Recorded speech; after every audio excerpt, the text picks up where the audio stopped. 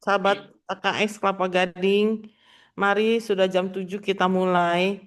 Sambil menunggu teman-teman yang belum hadir, kita mulai ya Romo ya.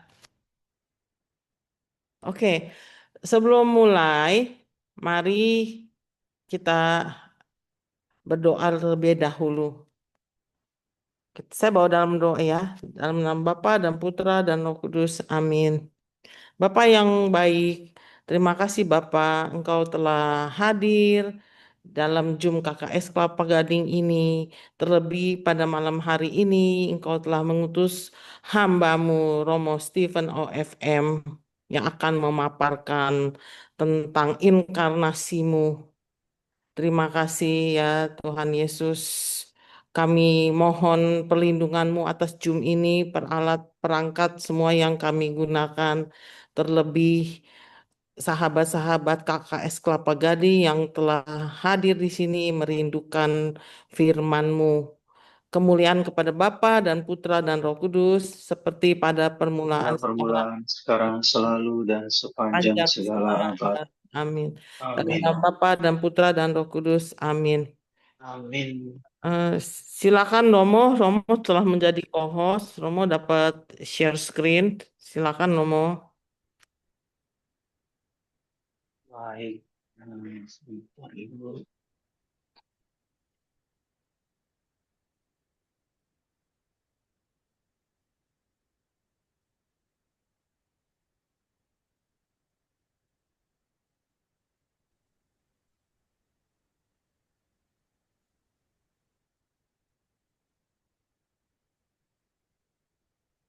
Lihat semua ya. Ya, lihat Romo. Lihat ya. Hmm. Saya langsung mulai saja atau bagaimana ini, Ya, Bu Rosita? sebelumnya mohon Romo memperkenalkan diri Romo. Oh ya, baik. Bu Rosita dan Bapak Ibu semuanya, selamat malam. Saya memang belum mendengar suara ini ya. Mungkin karena memang lagi di mute semuanya. Ya, sebelum mulai saya perkenalkan diri dulu. Saya Romo Stefan OFM. Saya tinggal di sekarang ini saya tinggal di Biara Don Scotus, komunitas Kampung Ambon. Tapi nanti bulan Januari saya akan pindah ke Kramat, Biara Fransiskus untuk menemani frater-frater yang telah selesaikan orientasi pastoral dan mempersiapkan diri untuk kau kekal. Tadi pagi memang saya diminta Bu Rosita menyiapkan kurikulum vitae singkat. Saya mungkin membuatnya seperti ini. Saya sendiri lahir di Flores, NTT tahun 1986, 2007 sampai 2011 saya studi sebagaimana frater-frater yang lain di Gria Jakarta. 2011 sampai 2012 saya menjalani tahun pastoral top di Flores Manggarai. Lalu 2012-2014 saya menjalani program Hikmat juga di STF Gria. Lalu tanggal 8 Desember 2014 saya ditabiskan imam. Waktu itu di Paroki Keluarga Kudus Cibinong. 2014 sampai 2019 saya menjalani tugas perutusan di Paroki Keluarga Kudus Baradatu, Waikanan, Lampung, selama kurang lebih 5 tahun. Lalu 2020 sampai 2021 saya kembali berada di Jakarta, waktu itu bertugas sebagai sekretaris. Lalu 2021 sampai 2025, bulan Juli kemarin saya selesai. Saya diutus studi psikologi rohani di Universitas Gregoriana Roma. Itu mungkin perkenalan singkat saya. Ya, terima kasih Romo. Selanjutnya silakan Romo. Baik. Bapak Ibu saudara-saudari yang terkasih, hmm, saya diminta berbicara tentang tema ini ya, tahun-tahun tersembunyi, pertumbuhan dalam kesetiaan yang biasa. Dan kita sudah memasuki tema pertemuan yang keempat ya. Hingga malam hari ini kita akan berbicara terkait tahun-tahun tersembunyi. Itu pengantar ya, tahun-tahun tersembunyi. Tentu ini tidak dalam arti negatif ya, dalam arti karena itu buruk, negatif, makanya disembunyikan. Tetapi ini lebih terkait tahun-tahun yang memang tidak banyak dibicarakan atau mungkin kurang diperhatikan mungkin ya.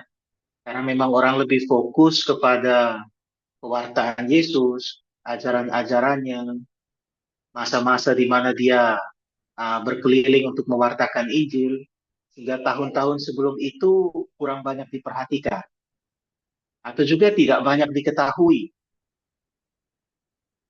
Tapi pastinya memang tahun-tahun ini punya peran yang sangat penting ya dalam hidup Yesus.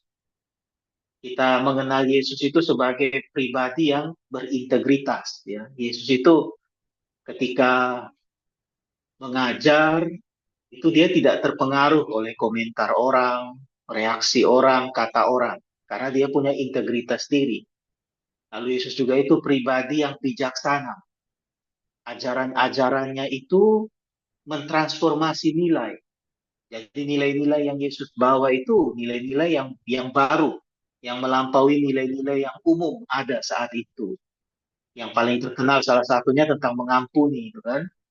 Bahkan Yesus mengatakan mengampuni 70 kali 7 kali, tampar pipi kiri, berikan pipi kanan. Nah, Yesus punya kebijaksanaan di mana ya nilai-nilainya itu nilai-nilai yang melampaui nilai-nilai umum saat itu. Lalu juga Yesus adalah pribadi yang total, taat kepada Allah, totalitas pada misi. Nah, pribadi Yesus yang seperti ini pastilah tidak turun begitu saja dari langit. Yesus yang adalah sungguh-sungguh Allah, sungguh-sungguh manusia, pasti juga mengalami proses di mana ya dia belajar menjadi pribadi yang integritas, menjadi pribadi yang bijaksana, menjadi pribadi yang religius, yang taat total kepada Allah. Dan itu kita percayakan, kita percayai memang terjadi dalam tahun-tahun yang tersembunyi itu. Karena seperti nanti akan kita lihat, setelah periode tahun tersembunyi, Yesus muncul ke depan umum, dibaptis oleh Yohanes Pembaptis. Pada saat itu, ya Yesus sudah menjadi pribadi seperti yang sudah saya katakan tadi ya, berintegrasi, pribadi yang bijaksana, pribadi yang taat total kepada Allah. Sehingga di awal ini bisa kita katakan bahwa meskipun tahun-tahun itu tersembunyi, tidak diceritakan, tidak diperhatikan, tidak diketahui, tetapi punya peran yang besar bagi hidup Yesus, bagi karya pewartaannya. Karena yang membuat Yesus menjadi pribadi yang berintegritas, bijaksana, total, dan taat setia kepada Allah. Nanti kita akan lihat lebih jelas dalam bagian-bagian setelah ini. Tapi tentu seperti yang kita semua juga ketahui, malam hari ini kita tidak akan mengadakan kuliah ilmiah, ya, kuliah komprehensif atau teoritis. Karena saya bukan keahlian saya di bidang kitab suci ya, saya bukan kapasitas saya, tetapi kita malam ini akan lebih bermenung, kita akan merenung, berefleksi bersama-sama dengan menggunakan 4 metode yang pasti Bapak Ibu Saudara-saudari juga sudah lakukan, sudah terapkan pada 3 pertemuan sebelumnya ya. Kita akan memulai dari observasi, kita akan melihat apa saja kata para penginjil tentang tahun-tahun yang tersembunyi itu, atau masa-masa yang tersembunyi itu. Kita akan mencoba melihat bersama, lalu kemudian kita akan menginterpretasi kira-kira apa artinya itu, lalu juga akan masuk ke aplikasi pastoral, apa artinya bagi saya, dan mudah-mudahan nanti kita bisa sampai kepada aksinya. Dan memang saya sangat berharap ini sesi ini juga menjadi sesi yang komunikasi dua arah ya. Saya tidak tahu teknisnya nanti diatur bagaimana, apakah ketika ada yang mau menambahkan atau mau menanggapi bisa langsung saja menunjukkan tangan atau apakah saya selesaikan semua baru ada tanggapan atau bagaimana, itu yang mungkin bisa kita Ya, kira-kira bagaimana kursi. ya silakan Romo selesaikan semua. Nanti saya akan buka, akan unmute. peserta supaya Ah, tidak bocor dan mengganggu gitu ya Romo ya. Terima kasih Romo. baik, baik, baik. Oke, jadi kurang lebih ah, itu yang akan kita lihat, kita dalami, kita renungkan bersama pada malam hari ini. Jadi kita mulai saja dari bagian yang pertama, yakni tentang observasi. Ah, kita akan sekali lagi, saya yakin Bapak Ibu juga pasti sudah pernah melihat hal ini, tapi kita akan coba sekali lagi melihat bersama ya. Kira-kira kalau dikatakan tahun-tahun tersembunyi itu kapan? Ya, periodenya itu di mana saja? Lalu kira-kira apa yang dikatakan oleh para penginjil tentang periode atau tahun-tahun yang tersembunyi itu? Kita semua tahu bahwa Markus dan Yohanes itu memang tidak banyak, bukan tidak banyak, tidak ada malah ya, mencatat informasi terkait kelahiran dan masa kanak-kanak Yesus. Yang punya kitab suci bisa bersama-sama lihat ya. Markus misalnya, Markus itu langsung mengawali Injilnya tentang Yohanes Pembaptis. Markus ya langsung tentang Yohanes Pembaptis, lalu tentang bahwa Yesus dibaptis oleh Yohanes.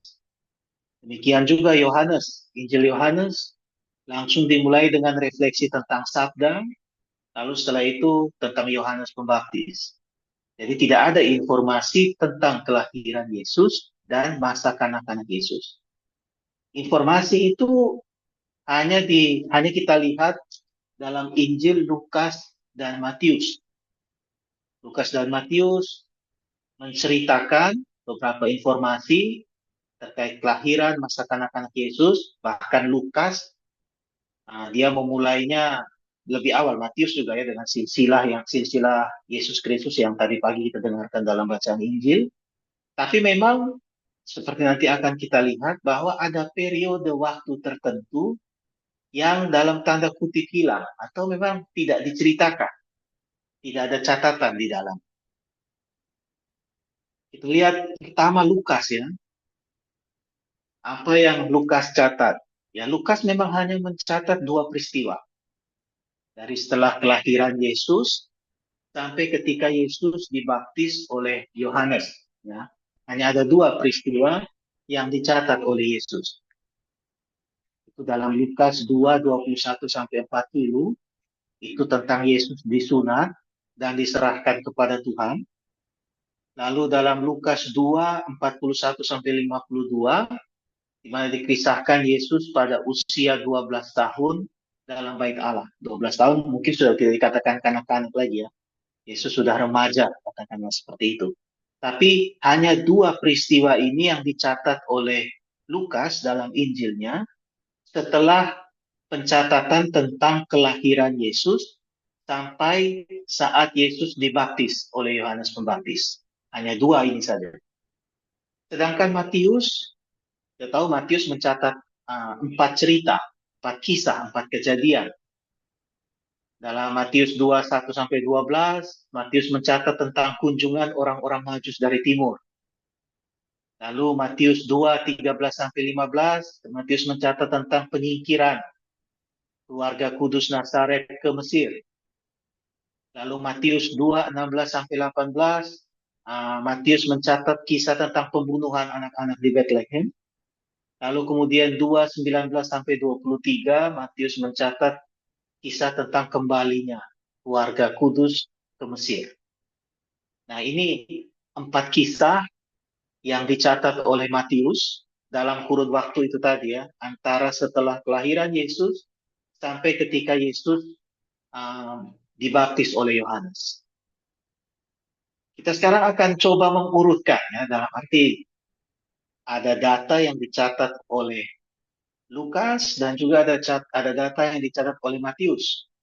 Kita coba menggabungkannya, mencoba mengurutkannya secara kronologis untuk sedikit mendapat gambaran tentang masa kecil Yesus berdasarkan apa yang ada dalam Injil ya, khususnya Lukas dan Matius. Pertama tentu data dari Lukas. Peristiwa Yesus disunat dan diberi nama. Yang dalam Injil itu sendiri dikatakan bahwa itu terjadi setelah Yesus berusia 8 hari.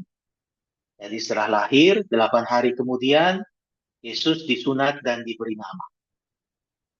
Kemudian kalau dalam terjemahan bahasa Indonesia kita lihat dalam satu judul gitu ya, dalam satu perikop terkait Yesus dikuduskan bagi Allah.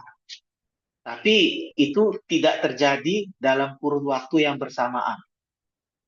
Peristiwa yang diceritakan dalam Lukas bab 2 ayat 22 sampai 38 tentang ya Yesus dipersembahkan kepada Allah, di sana dia bertemu dengan Simeon dan Hana, itu terjadi 40 hari kemudian, atau 32 hari setelah Yesus disunat dan diberi nama.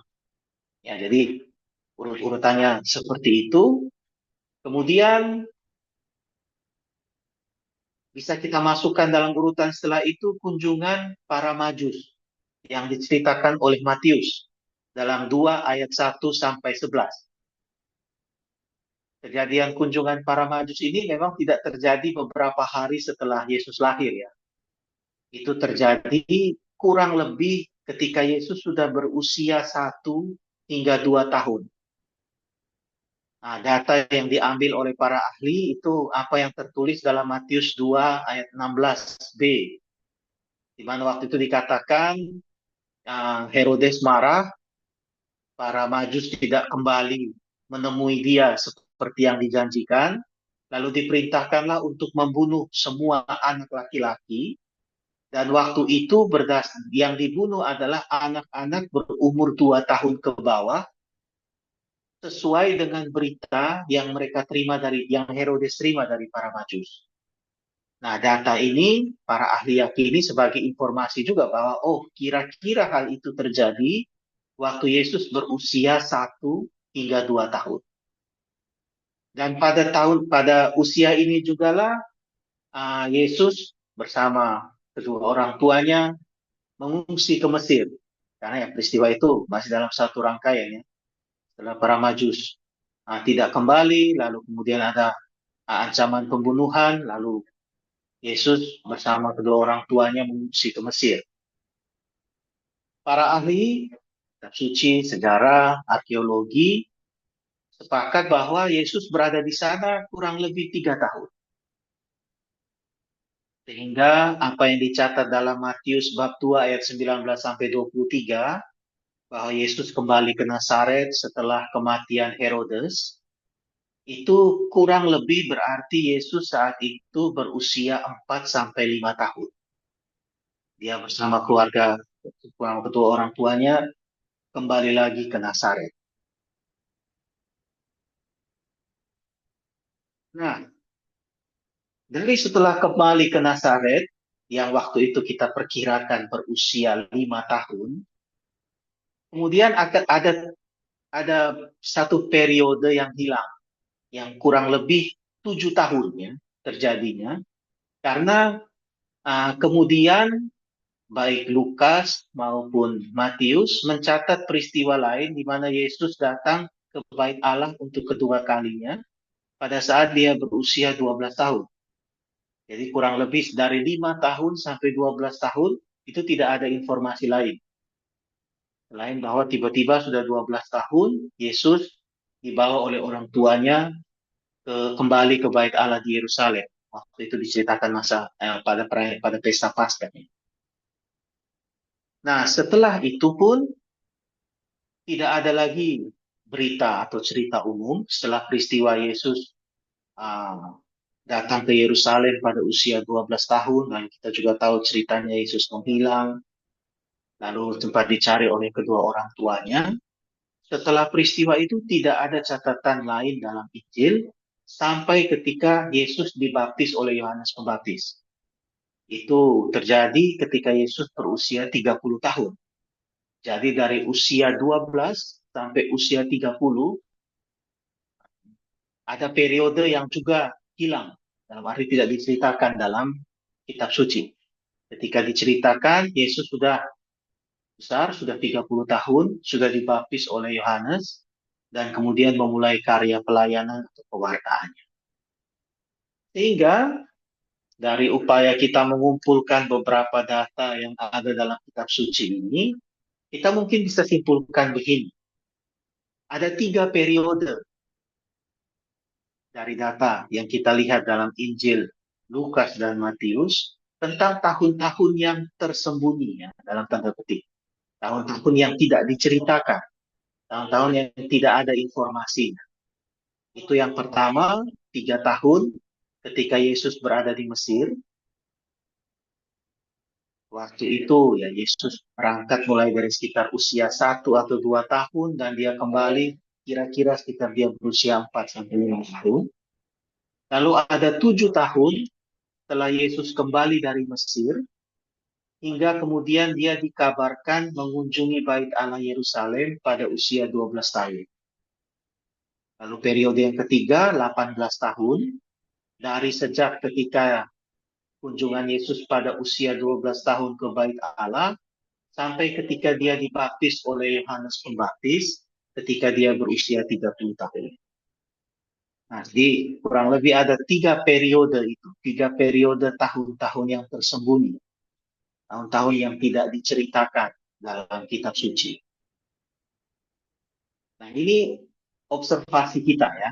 Kita mencoba melihat data dari kitab suci, dari khususnya dari keempat Injil, dan kita hanya mendapatkan informasi itu dari Injil Lukas dan um, Injil Lukas dan Injil Matius.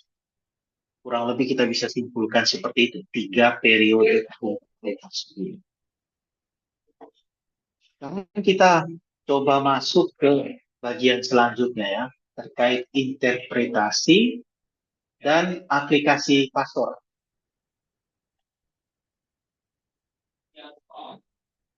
Ada, meskipun mungkin ya, Lukas tidak secara jelas menceritakan, secara rinci menceritakan apa yang terjadi dalam periode-periode atau tahun-tahun yang tersembunyi itu. Tapi kita bisa tetap menemukan catatan kecil yang dibuat oleh Lukas yang bisa membantu kita untuk membayangkan kira-kira apa yang terjadi dalam tahun-tahun atau periode-periode yang tersembunyi. Di situ ada 3 perikop yang saya catat ya. Pertama Lukas bab 2, 39 sampai 40. Konteksnya ini adalah setelah Yesus dikuduskan bagi Allah, bertemu dengan Simeon dan Hana. Lukas mencatat bahwa setelah selesai semua yang harus dilakukan menurut hukum Taurat, kembalilah mereka ke kota kediamannya, yaitu kota Nazaret di Galilea.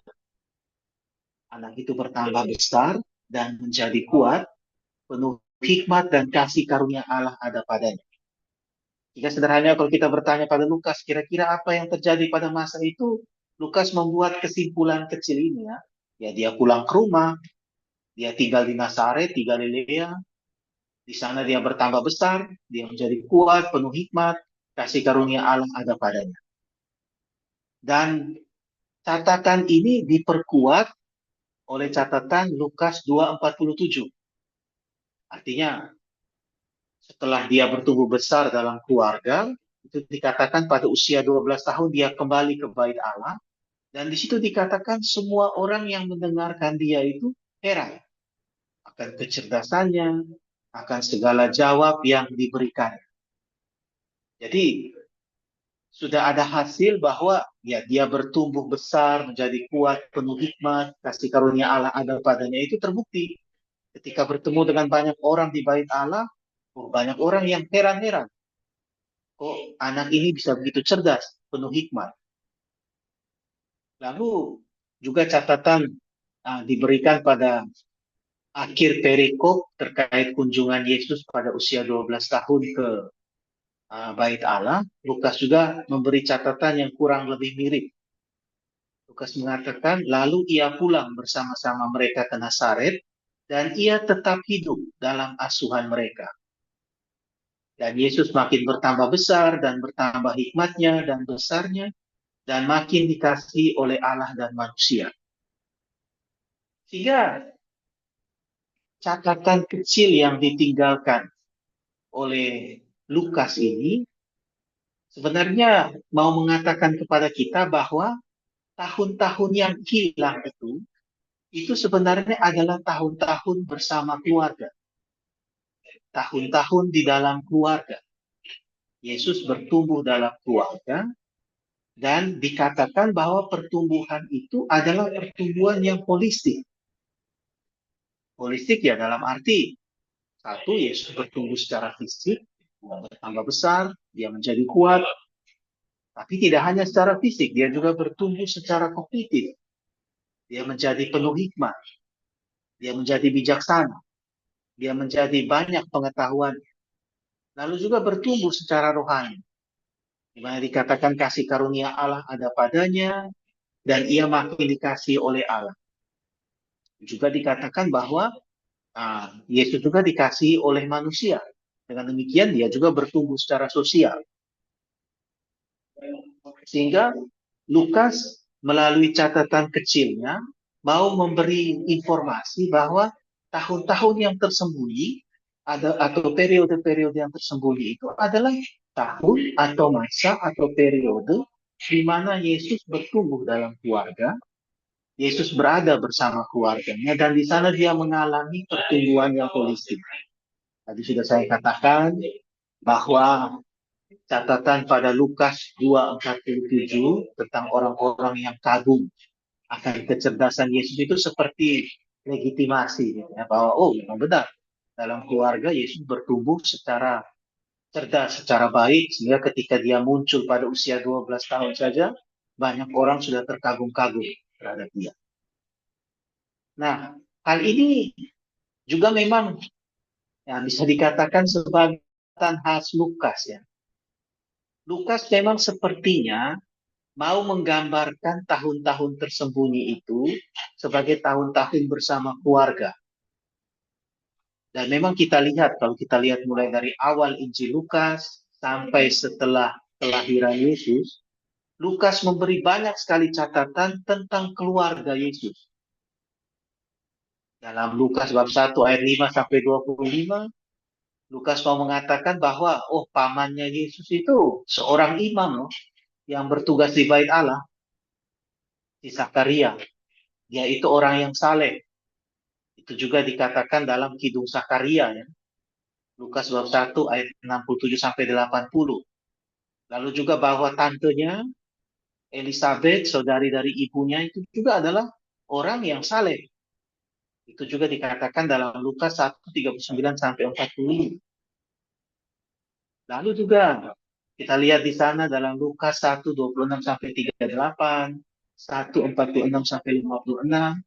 Lukas mau mencatat bahwa Maria, ibu Yesus, itu adalah orang yang taat kepada Allah.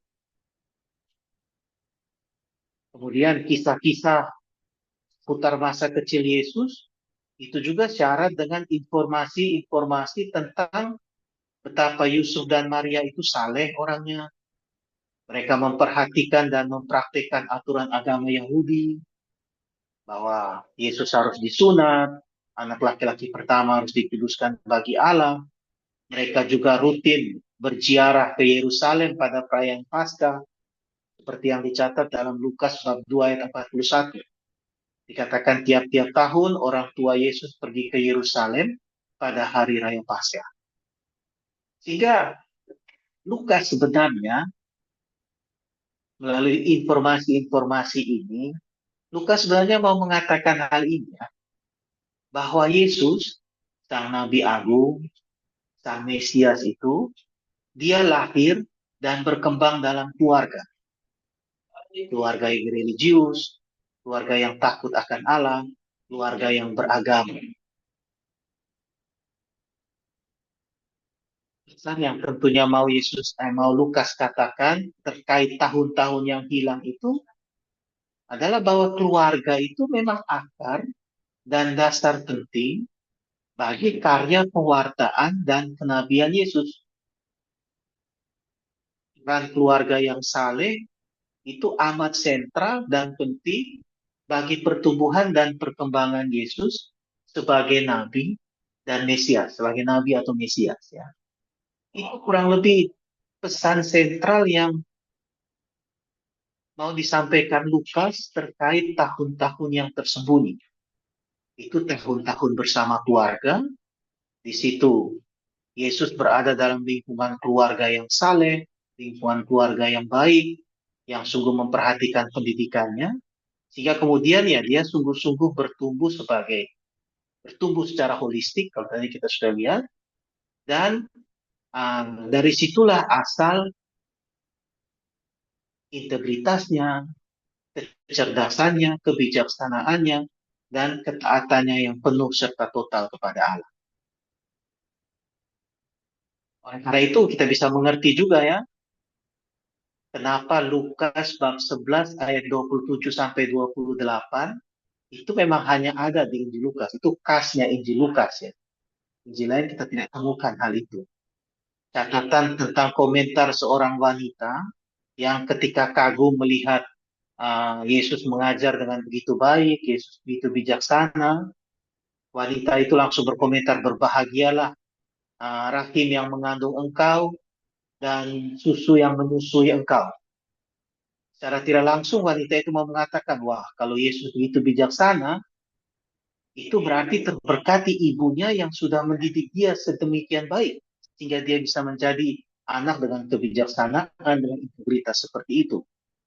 Ya, catatan ini sebenarnya juga mau menjadi pesan dari Lukas yang mau mengatakan bahwa ya uh, kebijaksanaan, kecerdasan, integritas yang dimiliki Yesus itu terkait atau berakar dari keluarganya.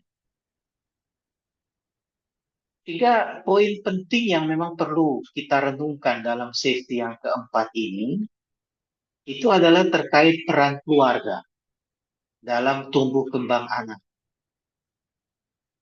Pribadi yang baik, yang taat, beragama, itu adalah mereka yang lahir dalam keluarga yang juga taat, taat beragama, dan keluarga yang memang dengan baik memperhatikan pendidikan anak.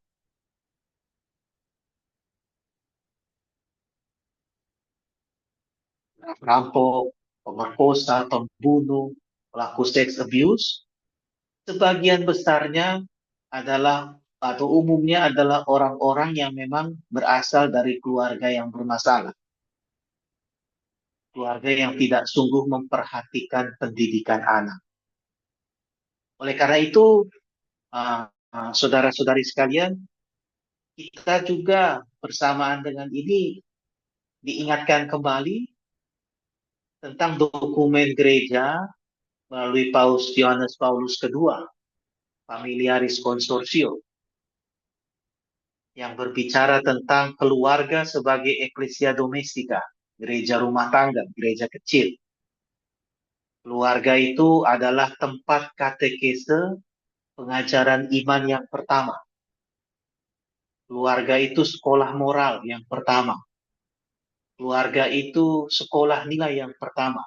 Di dalam keluarga lah diajarkan tanggung jawab, disiplin, maaf itu salah tulisnya, disiplin lalu menghormati, menghargai, serta nilai-nilai yang lain. Sehingga poin refleksi yang bisa kita renungkan, atau mungkin nanti bisa kita sharingkan bersama, itu adalah terkait dengan hal ini ya. Apakah keluarga saya telah sungguh menjadi eklesia domestika? Sebagai orang tua, saya sudah sungguh membantu, mendorong, memfasilitasi agar anak-anak saya sungguh mengalami pertumbuhan yang holistik. Tidak hanya fisik, mental, tapi juga kognisi, moral, spiritual. Lalu melalui perayaan Natal yang sebentar lagi akan kita rayakan, mungkin ada hal-hal tertentu yang hendak kita upayakan lebih lanjut agar keluarga kita, keluarga Anda, sungguh semakin menjadi eklesia domestika. Nah ini beberapa pertanyaan refleksi yang mungkin bisa kita renungkan, bisa kita sharingkan. nanti, tapi sebagai kesimpulan dari bagian yang pertama dalam arti catatan yang diberikan oleh Lukas tentang tahun-tahun yang hilang.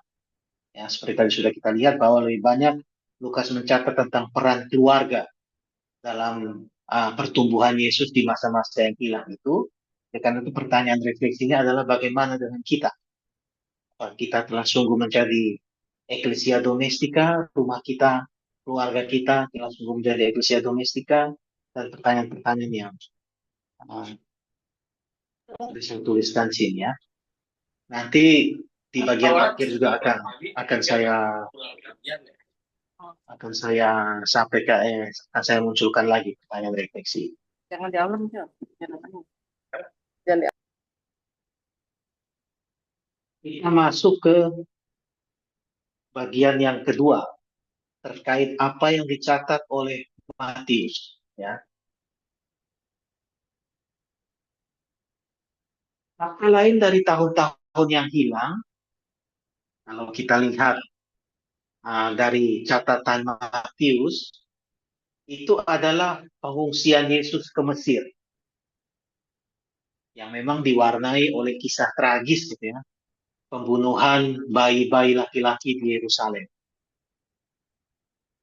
Saya tidak akan membahas banyak terkait apa yang terjadi di sana dan lain sebagainya, tetapi mungkin satu poin yang bisa kita renungkan, bisa kita lihat adalah bahwa Yesus sebagai nabi, sebagai Mesias, sebagai anak Allah, itu memang juga tidak terhindar dari masa lalu yang kelam. Masa kecil Yesus sebagai Mesias itu memang tidak hanya tentang pendidikan dan pertumbuhan yang baik dalam keluarga di Nazaret, tetapi juga tentang ancaman pembunuhan. Yesus sebagai korban politik dan kehausan kekuasaan. Yesus juga harus hidup sebagai pengungsi di tanah asing, lalu hidup dalam rasa teror dan ketakutan dan lain-lain yang dialami di Mesir ya. Sehingga Yesus yang adalah Mesias pun itu tidak terlepas dari masa lalu yang kelam. Yesus juga mengalami pengalaman keadaan-keadaan yang buruk. Dan memang bagi Yesus, kalau kita lihat setidaknya dalam Injil, itu memang masa yang kelam ini sepertinya tidak membawa efek yang negatif ya bagi pewartaan dan karya pelayanan Yesus. Kalau memang ada yang melihat efek yang negatif, mungkin nanti bisa diseringkan. Tapi setidaknya saya tidak melihat itu dalam Injil ya.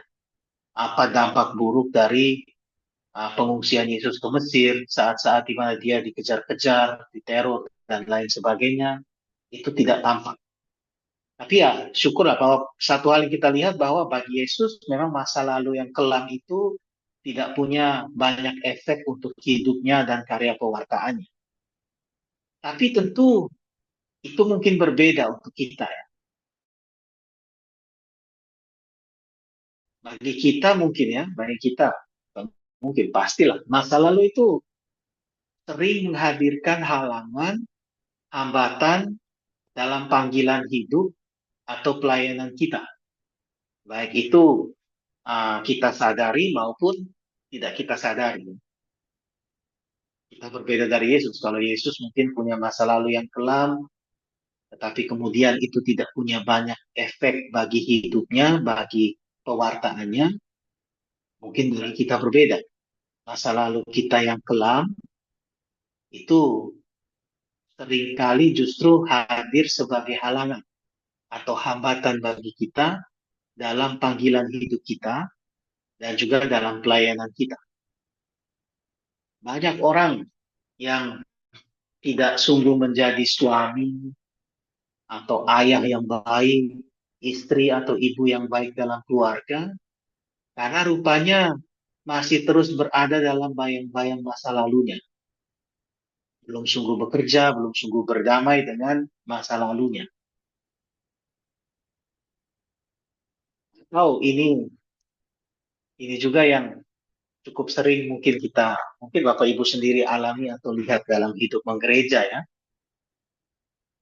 Beberapa orang mungkin, ya saya sering mendengar hal ini ya, bahwa terkadang pelayanan di gereja menjadi alasan bagi orang untuk berkelahi, orang untuk ribut satu sama lain, memusuhi satu sama lain. Biasanya alasannya karena, oh ini tempat pelayanan saya, kenapa direbut, kenapa diambil ya. Saya tidak tahu ini apakah dasarnya karena memang saking totalitasnya, saking mencintai karya pelayanannya itu, sehingga begitu merasa memiliki, atau mungkin sebenarnya ada kecenderungan cari panggung di dalamnya. Keinginan untuk menunjukkan diri, mencari ketenaran atau pujian, sehingga ya kalau kita lihat kembali mungkin ada sesuatu bayangan dari masa lalu, pengalamannya di masa lalu yang menghalangi dia, sehingga dalam pelayanan di gereja pun ya dia belum optimal. Lebih banyak mungkin mencari ketenaran diri, mencari pujian, dan lain sebagainya. Atau juga mungkin ada orang-orang yang begitu aktif ya di hampir semua kelompok kategorial pelayanan dia masuki, tetapi tidak pernah bisa bertahan lama. Selalu punya konflik, selalu ribut dengan orang lain, sehingga ya mungkin dia punya niat untuk melayani, tetapi tidak bisa, tidak sungguh baik, tidak sungguh mempunyai kemampuan bersosialisasi, bekerja sama dengan orang lain. Yang bisa jadi itu adalah buah dari masa lalu kelam yang mungkin belum sungguh-sungguh terolah, belum sungguh-sungguh dihadapi. Demikian juga biarawan, imam pun sama. Terkadang ya tidak sungguh berkembang dalam panggilannya, tidak mampu menjalankan pelayanan dengan baik, juga karena ya berada dalam bayangan masa lalu yang memang belum terolah dengan baik.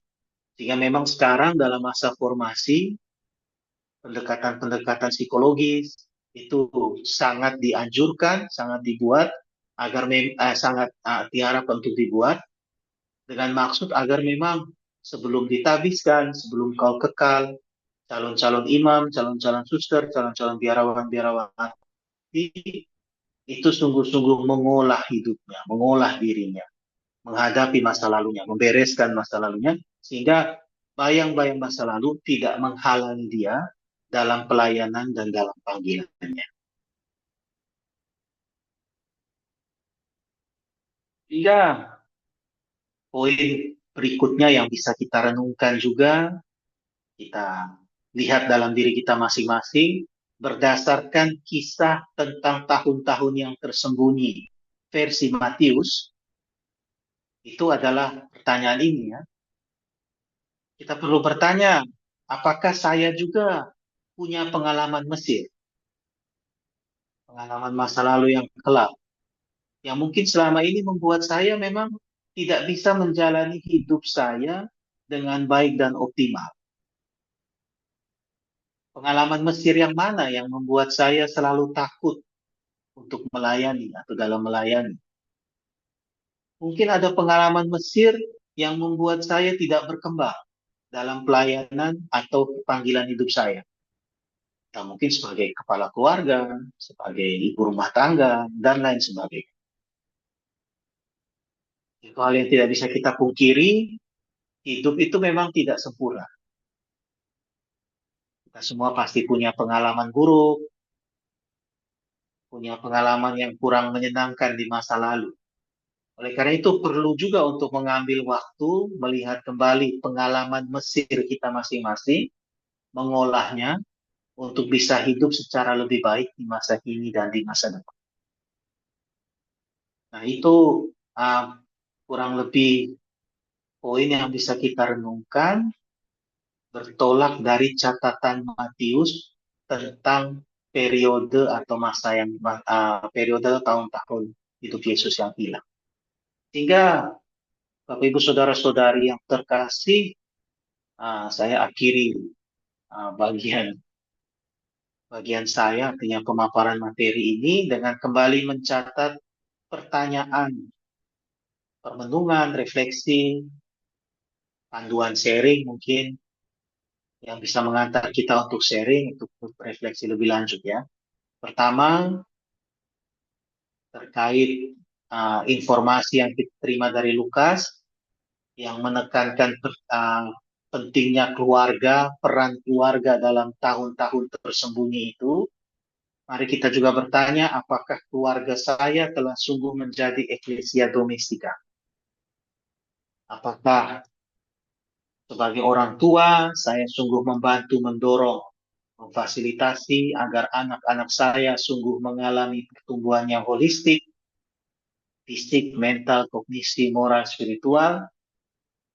Melalui perayaan Natal tahun ini, hal apa yang hendak saya upayakan lebih lanjut agar keluarga saya semakin menjadi eklesia domestika? Lalu pertanyaan yang kedua, bertolak dari catatan Matius tentang periode tahun-tahun yang hilang, mari kita juga bertanya tentang pengalaman Mesir kita masing-masing. Pengalaman Mesir saya itu apa? Yang mungkin selama ini membuat saya tidak bisa menjalani hidup saya dengan baik dan optimal. Membuat saya mungkin selalu merasa takut untuk melayani atau dalam pelayanan dan panggilan hidup saya. Mungkin ini saja Bapak Ibu Saudara-saudari yang bisa saya sampaikan. Terima kasih. Saya kembalikan pada Bu Rosi.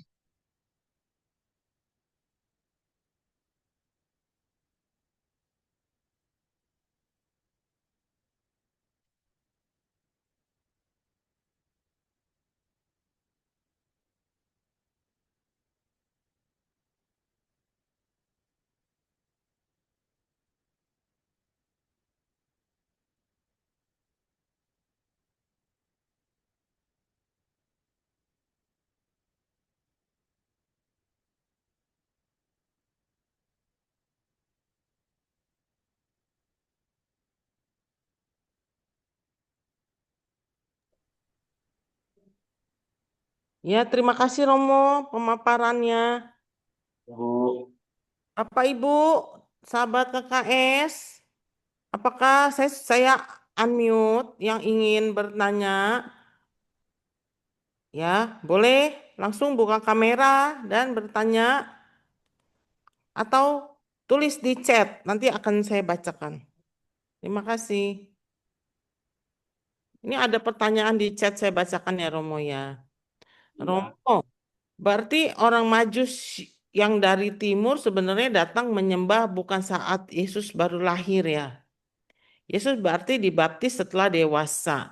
Yang menurut Romo sudah berusia 30 tahun baru dibaptis oleh Yohanes. Bukan pada saat dipersembahkan di bait Allah. Pengertian bahasa Yesus dipersembahkan dalam bait Allah bukan berarti Yesus dibaptis ya Romo. Ini pertanyaannya nih Romo. Silakan Romo. baik, terima kasih. Ya, pertama terkait orang Majus ya yang datang ke timur, ya para ahli berdasarkan penelitian mereka memang ya menyepakati bahwa kunjungan itu memang terjadi ketika Yesus sudah berusia kurang lebih 1 sampai 2 tahun ya. Jadi bukan terjadi baru beberapa hari setelah Yesus dilahirkan. Ya, mungkin juga bisa kita bayangkan perjalanan mereka saat itu membutuhkan waktu yang cukup panjang. Lalu ya mereka juga kan dikabarkan masih harus membaca tentang tanda-tanda bintang dan lain sebagainya sehingga ya butuh waktu. Tapi itu disepakati bahwa memang peristiwa itu terjadi ketika Yesus berusia sekitar 1 sampai 2 tahun. Lalu ya terkait pembaptisan Yesus ya, ya ini menarik pertanyaan ini ya. Mudah-mudahan kita tidak uh, terjerat atau terperangkap dalam pola pikir sekarang sebagai dalam ritus gereja Katolik ya, diharuskan diharapkan untuk baptis bayi gitu kan. Waktu itu kan memang belum ada ya. Uh, tapi memang ya berdasarkan uh, informasi dalam Injil, memang Yesus dibaptis oleh Yohanes Pembaptis itu ya kurang lebih sekitar dia sudah berusia 30 tahun. Dan waktu itu Allah sendiri turun dalam rupa burung merpati ya, yang adalah tanda karunia Roh Kudus gitu kan. Nah, terkait dengan persembahan di bait Allah, waktu Yesus dipersembahkan di bait Allah, memang itu kalau kita baca dalam Injil, itu memang ada dua peristiwa di situ ya. Itu dikatakan pentahiran, ya kan?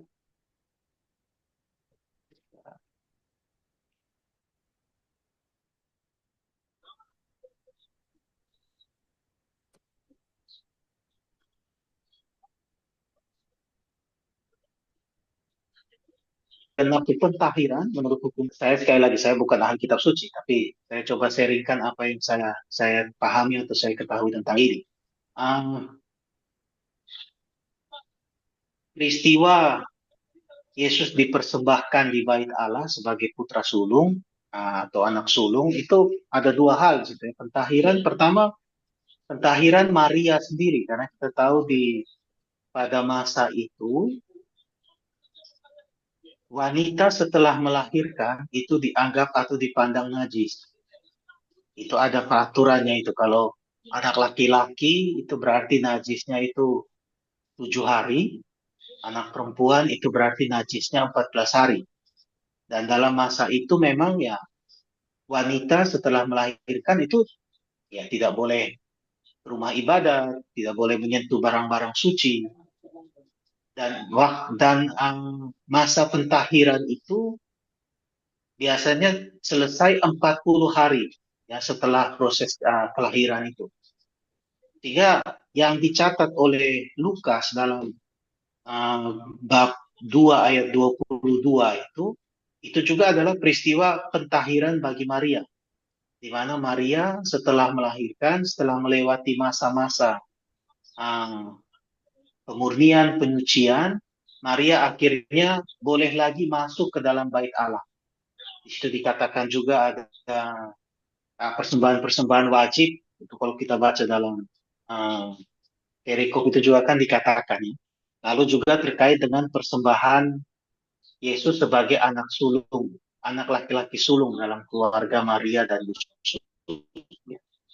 Sehingga dalam arti itu memang kalau pertanyaannya tadi itu kan bukankah pada saat dipersembahkan di bait Allah, pengertian bait dipersembahkan dalam bait bukan berarti dibaptis. Itu memang bukan ya.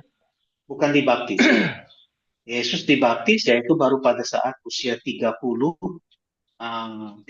tahun seperti yang kita baca dalam Injil terjadi dilakukan oleh Yohanes Pembaptis dan pada saat itu Roh Kudus turun ke atas Yesus dalam rupa burung merpati. Mungkin itu jawaban saya.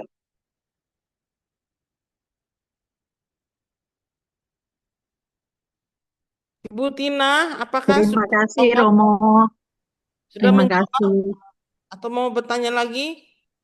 Sudah. Terima kasih Bu Rosita. Ya, makasih. Terima kasih Bu Tina. Romo, saya jadi tergelitik Ya. mau nanya nih Romo. Kan Silakan, orang silakan. Matius ketemu Herodes, terus dia ketemu Yesus. Kalau Yesusnya sudah tidak baik, mengapa Herodes membunuh seluruh bayi yang ada di sana? Gitu loh Romo. Lagi dalam arti 1 sampai 2 tahun itu kan. Oh gitu ya Romo ya. Ya. Jadi berarti Maria dengan Yosef dan Yesus tinggal lama di sana ya Romo ya. Bukan hanya habis melahirkan langsung balik ya Romo ya. Dilahirkannya itu kan di Bethlehem ya. Ya, Lalu itu tadi setelah 1 sampai 2 tahun kurang lebih ya. setelah Yesus lahir, baru mereka ke Mesir. Oh baik ya. Itu karena itu tadi kan para Majus setelah datang mengunjungi Yesus, mereka tidak pulang kepada Herodes. Herodes marah, lalu mau menghukum, mau membunuh semua anak, gitu kan? Dan ketika itulah mereka mengungsi ke Mesir. Dan tadi seperti sudah kita lihat itu dikatakan kurang lebih 3 tahun mereka berada di Mesir. Lalu kemudian ya baru kembali lagi ke Nazaret. Ya, terima kasih Romo pencerahannya Romo. Selama ini kita pikir Sama. bayi gitu loh. Orang Majus itu datang ketika Yesus. Ah, betul betul. Memang dalam banyak gambar kita lihat memang Yesus masih kecil ya. Ya, Tapi kalau dilihat berdasarkan studi atau apa yang dipelajari oleh para ahli, itu Yesus bukan bayi lagi, sudah berusia sekitar 1 tahun 2 tahun. oh ya ya. Oke, terima Ya, kasih Romo. Itu Romo, mau tanya sama. Romo. Jadi kan Ya, kalau Ya, kita biasanya habis Natal itu terus memperingati juga ya orang Majus itu Januari itu ya. Jadi ada selang waktu ya, Romo. Ya.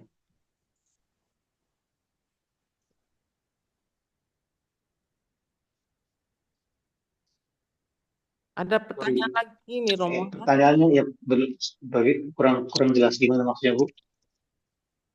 Kan biasanya kalau Natal, habis Ya, Natal baru ada peringatan lagi, ada itu yang Epifani orang Majus tanggal itu 6 yang ya, Desember itu ya Epifani. ya.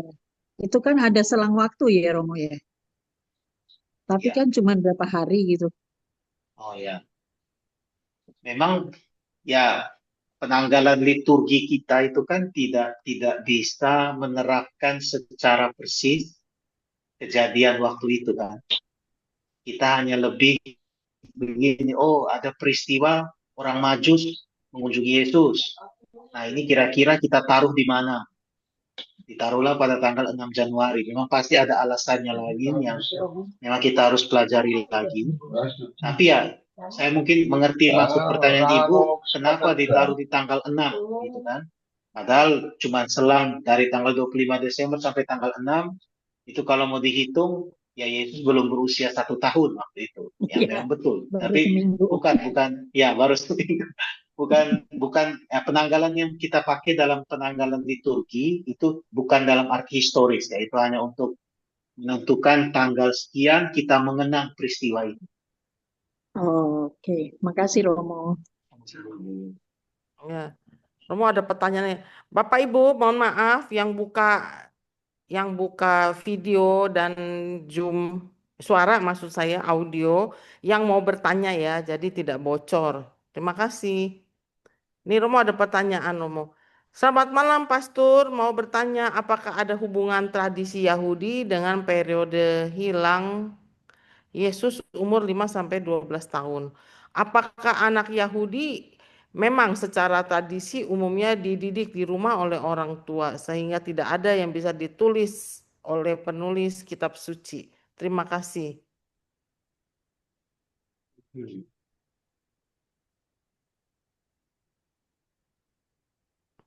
Saya masih membaca ulang pertanyaan.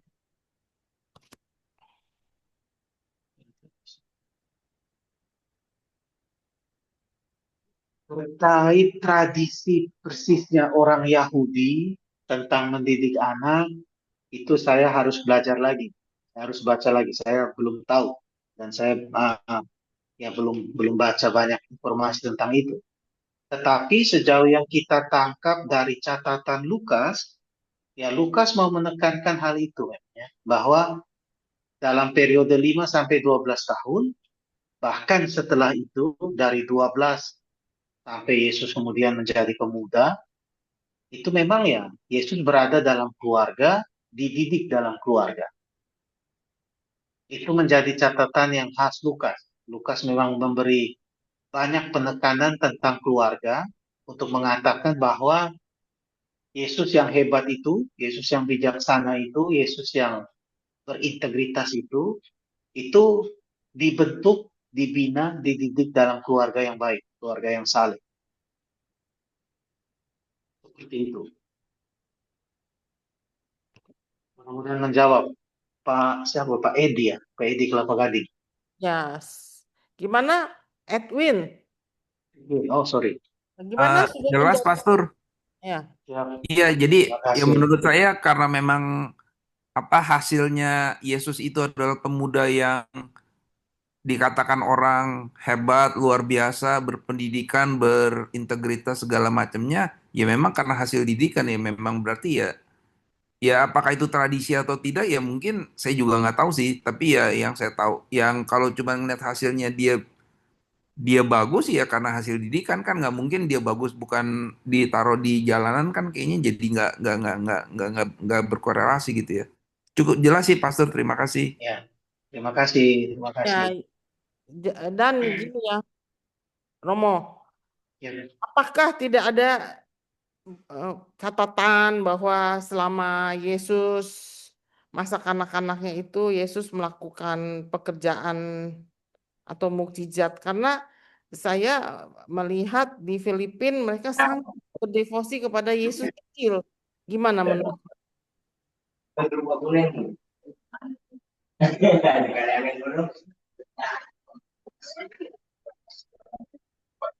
Saya sendiri belum pernah membaca sumber yang mengatakan atau mencatat mukjizat yang Yesus buat waktu dia masih kecil. Belum pernah membaca itu. Mungkin ada yang saya belum pernah baca. Lalu mungkin terkait devosi yang di Filipina, terkait devosi kepada bayi Yesus ya. Saya tidak tahu apakah itu ada kaitannya dengan mukjizat yang Yesus buat. Tapi yang sejauh saya tahu, devosi kepada bayi Yesus itu ya itu lebih ya memang untuk menyembah, artinya pada perayaan Natal sebenarnya, ya. Tapi Bu Rosita, saya belum bisa jawab untuk ini karena saya belum membaca apakah Yesus pada masa kecilnya sudah membuat mukjizat atau belum. Saya belum membaca sumber yang cukup apa ya bisa diterima ya, karena kan ada juga sumber-sumber tertentu yang mungkin kredibilitasnya tidak sangat bisa kita percaya. Begitu Bu Rosita. Ya, baik. Terima kasih Romo. Ini ada yang raise hand. Bapak ya, Bapak Ya, Pak Egidius. Egidius. Silakan Bapak buka ini audio dan buka video. Boleh bertanya langsung. Buka kamera Kak, Bu. Ya, kamera buka dan silakan bertanya langsung. Makasih, Bu.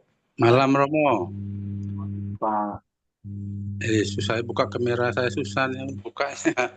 Tunggu, Bu. Kamera saya tidak mau terbuka. Udah, silakan bertanya. Oh ya. Gini, Romo. Saya di Pontianak, Romo ya. Itu Wah, kan Pontianak. kalau apa yang Romo jelaskan tadi itu sepertinya kehidupan Yesus tuh dan keluarganya tuh kok seperti baik-baik saja semua dari kecil, dari lahir sampai dia dewasa. Nah, saya pikir kehidupan hari-hari seperti kan ada kehidupan ekonomi, siapa yang mengajar. Saya kok enggak pernah dengar gimana, mungkin Romo pernah baca apanya kerja orang tuanya itu, Yesus tuh kerjanya apa, apakah mereka hari-hari itu makanannya lancar kah, uangnya lancar, beli makan, enggak pernah menderita begitu. Sehingga kok lancar hidupnya tuh. Enak, padahal kehidupan kami sekarang kan kadang-kadang enggak punya uang, konflik pasti ada. Ini kok Maria dan Yosef lancar-lancar walaupun tak punya uang atau bagaimana, saya enggak pernah dengar tuh ceritanya tuh Romo. Kemudian yang mengajar kan, kalau keluarganya baik, siapa sebenarnya yang mengajar, yang pandai mengajar, Maria, Yusuf atau Zakaria pamannya?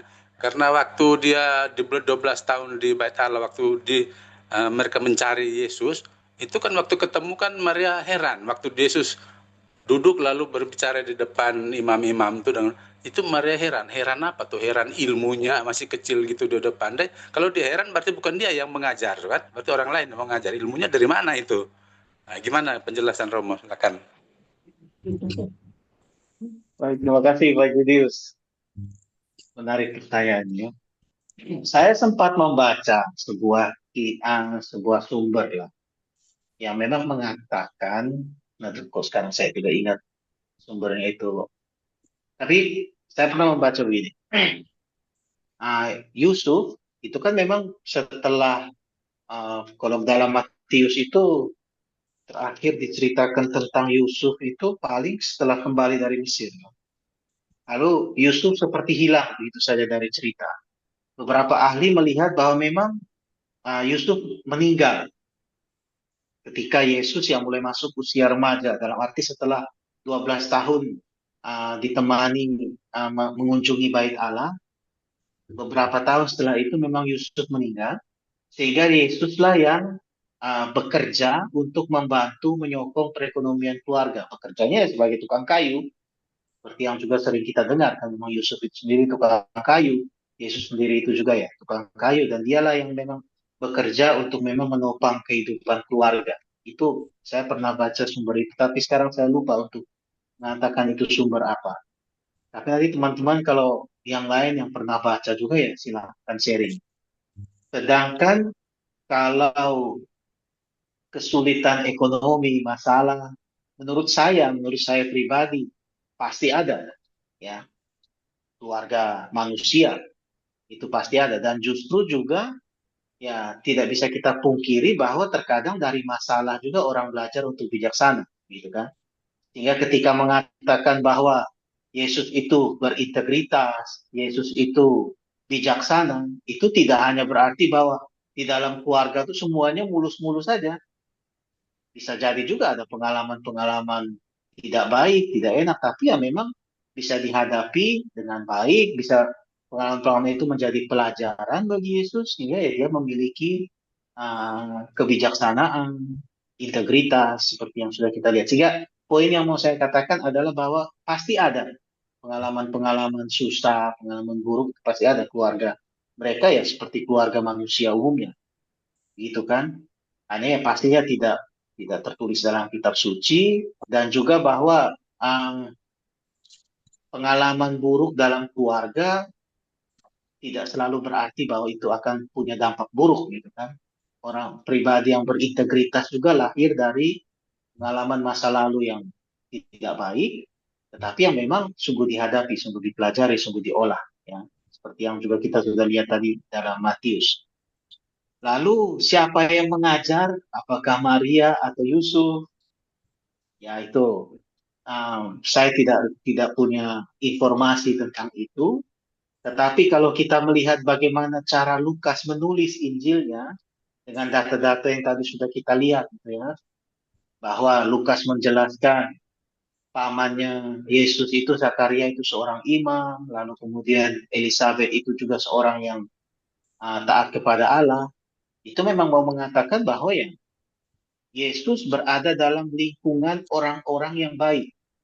Dan mereka semua pasti punya sumbangan dalam mendidik Yesus untuk menjadi pribadi yang tadi sudah kita katakan itu ya, berintegritas, pribadi yang bijaksana dan lain sebagainya. Ya, sehingga mungkin sulit mengatakan ini dididik oleh siapa, tapi dari catatan yang kita lihat dari Lukas, sepertinya ya itu memang sumbangan dari semua anggota keluarganya, orang-orang yang ada di sekitarnya yang memang turut mendukung supaya Yesus bertumbuh sebagai pribadi yang baik, pribadi yang berintegritas. Mudah-mudahan menjawab, Pi. Dikit lagi Romo. Ya. Kan seumur itu dia sudah berintegritas. Apakah di sini ada pengaruh ke Allah? Kan dia selain manusia kan Allah dari kecil kan. Apa ada pengaruh kealahannya dia sehingga dia bisa sebaik itu, seintegritas itu?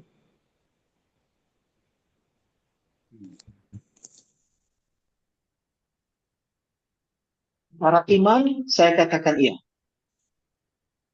Dalam arti, memang ya Yesus itu sungguh-sungguh Allah, sungguh-sungguh manusia. Kealahannya pasti punya peran penting dalam pertumbuhan dia juga. Sedangkan itu mau dijelaskan bagaimana secara persisnya, nah itu mungkin sudah persoalan teologis ya, yang nanti bisa kita baca lagi, kita cari lagi. Begitu, Pak. Baik. Terima kasih, Pastor. Terima kasih banyak. Sama-sama. Yang pasti ya Romo ya, kalau zaman sekarang Yesus itu homeschooling kali ya Romo. Sekolah di rumah ya. Dan Ya. memang kayak seperti secara ekonomi saya pernah baca itu tidak susah karena bapaknya itu kan pengusaha, tukang kayu Ya. kan. Jadi dia dididik di pasti perlu biaya kan untuk mendidik dia sehingga dia begitu hebat Yesus. Tapi ketika Bunda Maria kaget lihat Yesus begitu berbicara di bait Allah mengajar, itu bukan karena kepinterannya, dia pasti tahu anaknya pinter. Cuman dia kaget kok anaknya umur segitu bisa mengajar orang dewasa. Itu yang membuat dia terkejut.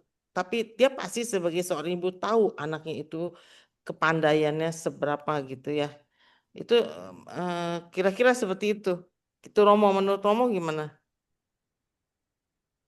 Nah, coba ini kita mungkin lebih baik langsung baca ya yang ditulis dalam kitab suci itu apa ya.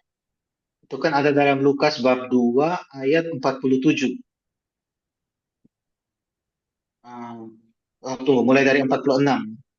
Jadi sesudah 3 hari mereka menemukan dia dalam bait Allah, ia sedang duduk di tengah-tengah alim ulama sambil mendengarkan mereka dan mengajukan pertanyaan-pertanyaan kepada mereka.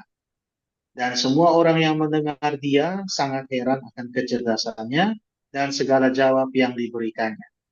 Dan ketika orang tuanya melihat dia, tercenganglah mereka, lalu kata ibunya kepadanya, "Nak, mengapakah engkau berbuat demikian terhadap kami? Bapamu dan aku dengan cemas mencari engkau."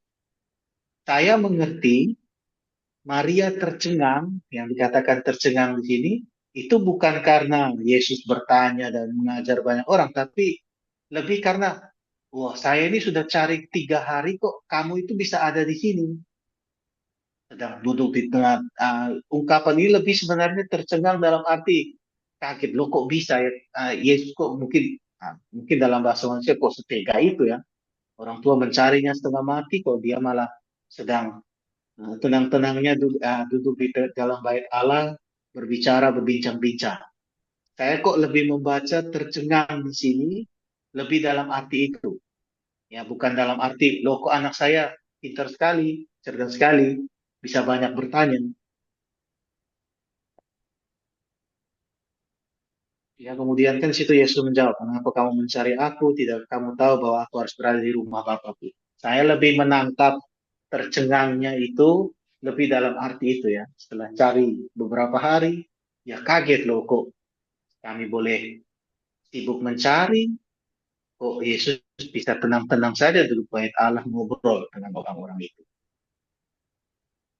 Mungkin begitu. Ya, baik Romo, terima kasih.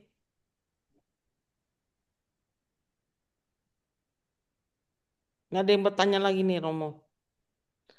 Malam Romo mau tanya mengenai adanya invensi Gospel of Thomas, mengenai masa kecil Yesus. Bagaimana pendapat Romo mengenai itu? Gue pernah dengar Injil Thomas, ya, tapi invensi Gospel of Thomas, ya mungkin ada dalam bagian itu ya. Tapi saya belum pernah baca justru. Saya belum pernah baca tentang itu. Dan itu tadi ya, Injil Thomas itu kan tidak dimasukkan dalam kanoni kita. Dalam arti membaca sebagai pengetahuan, ya silakan. Tapi tentu perlu punya kemampuan menyaring yang baik. Karena ya gereja tidak memasukkan itu dalam daftar kitab suci, karena memang ya mungkin keabsahan sumbernya dan sebagainya memang tidak sangat meyakinkan sehingga tidak dimasukkan dalam kanon. Ya, tetapi ya silakan sebagai bacaan untuk sedikit memberi gambaran kepada kita, baik juga bisa dibaca, tapi ya perlu dengan penyaringan atau kedewasaan yang baik dalam membaca hal itu ya. Saya jujur belum baca tentang itu invensi gospel of Thomas mengenai masa kecil Yesus. Kalau ibu sudah pernah membaca, mau sharing juga silakan ya Bu. Jadi bisa jadi pengetahuan bersama. Tapi saya belum baca ini. Begitu. Silakan Ibu, kalau Ibu sudah baca, kita juga mau dengar nih Ibu. Isinya apa? Oke. Udah ibu juga belum baca. Jika begitu ya. Oh, Ibu Ini, juga belum baca, baru hmm, mendengar saja. ya baru mendengar. Terima kasih Bu. Ya, sepertinya kalau memang tidak dimasukkan dalam kitab suci kita, itu masih perlu dipertanyakan ya, Romo. Ya, ya. Ya, Sebagai pengetahuan mau dibaca silakan. Tapi itu tadi ya perlu sungguh sharing. Perlu tunggu saring, bukan sharing, saring benar-benar mana yang bisa kita terima, mana yang tidak. Oh, katanya sekarang jadi inspirasi film yang lagi tayang di bioskop The Carpenter's Son, oh anak tukang kayu. Tukang kayu. Ya, ya coba yang ada waktu silahkan nonton. Nanti kita sharing ya. Ya, ya, ya, ya. Satu hal yang kembali saya mau bertanya, Romo. Yesus dibaptis setelah dewasa. Ajaran kita Katolik, iman Katolik kan begitu, kita di hadapan Allah, kita berjanji menikah. Itu kan anak harus dididik secara Katolik ya kan, Romo? Ya, Nah, itu janji nikah. dari mana tuh, Romo? Di kodeks ada ya, Romo? Kenapa Katolik harus mendidik anak secara Katolik dan langsung kalau bisa langsung dibaptis begitu lahir. Tapi kenapa Yesus kok sudah dewasa, sedangkan mereka itu Maria dan Yosef kan benar-benar belajar Tauratnya sangat kuat gitu, Romo. Gimana menurut Romo? Wah, ini menarik. Baptis, baptis itu kan tidak ada dalam tradisi. Nah, ini saya bisa dikoreksi ya, tapi sejauh saya tahu tidak ada dalam tradisi Yahudi. Baptis itu, dalam tradisi Yahudi hanya ada sunat. Tidak ada tradisi dalam Yahudi tentang pembaptisan. Saya bisa dikoreksi kalau saya salah ya. Baptis baru dimulai oleh Yohanes. Yohanes Pembaptis memulai itu. Sehingga tidak bisa kita katakan bahwa Maria dan Yusuf itu taat agama Yahudi, kok tidak segera membaptis Yesus sejak kecil. Karena tidak ada itu dalam tradisi Yahudi. Dalam tradisi Yahudi itu hanya ada sunat. Dan tadi kita sudah dengar bahwa memang Yesus pada usia 8 hari itu disunat. Nah, itu berdasarkan tradisi Yahudi. Tapi memang kemudian Yohanes yang memulai baptis itu ya. Pembaptisan dengan air yang disiram. Sebagai tanda mempersiapkan hati untuk menyambut kedatangan Mesias. Dan ketika itulah Yesus juga dibaptis untuk ikut serta dalam tradisi baru itu, katakanlah seperti itu. Lalu kenapa harus baptis dari kecil ya? Itu ada di kodek. Memang menjadi persyaratan pernikahan kedua orang tua kan, bertanggung jawab bukan hanya untuk berpartisipasi dalam penciptaan, dalam melahirkan kehidupan baru, tetapi juga mendidik kehidupan baru. Poinnya ada di situ, ya. Sehingga orang tua kenapa harus membaptis anaknya secara Katolik, yaitu dengan maksud memang untuk pendidikan anaknya. Membekali anaknya itu tidak hanya dengan makanan, dengan pendidikan, tetapi juga dengan iman. Oleh karena itu memang wajib orang tua Katolik harus membaptis anaknya secara Katolik. Nah, itu yang tadi juga ada dalam pertanyaan untuk sharing itu kan, pertumbuhan yang, aduh saya jadi lupa bahasanya, pertumbuhan yang menyeluruh, bukan hanya soal fisik, bukan hanya soal kognisi, tapi juga soal iman. Nah, oleh karena itu memang ada kewajiban itu bahwa orang tua yang Katolik harus membaptis anak-anaknya secara Katolik. Begitu Bu Rosita, Terima kasih. menjawab mudah-mudahan. Ya, terima kasih pencerahannya Romo. Jadi kita lebih mengerti ya bahwa memang itu ada di kodeks ya, diharuskan kita bertanggung jawab anak dibaptis secara Katolik, kemudian mendampinginya dengan pengajaran iman Katolik ya Romo ya, pastinya ya Romo ya.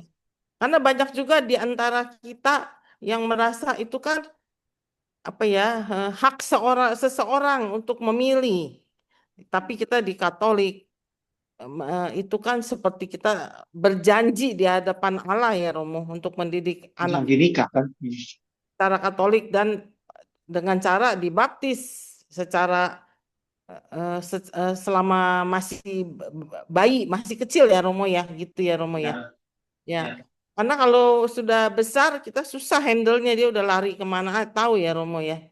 Ya. Kan kalau tidak dibaptis kita tidak mendampingi susah lah ya gitu. Apalagi zaman sekarang ya Romo ya. Banyak tawaran kiri kanan ya.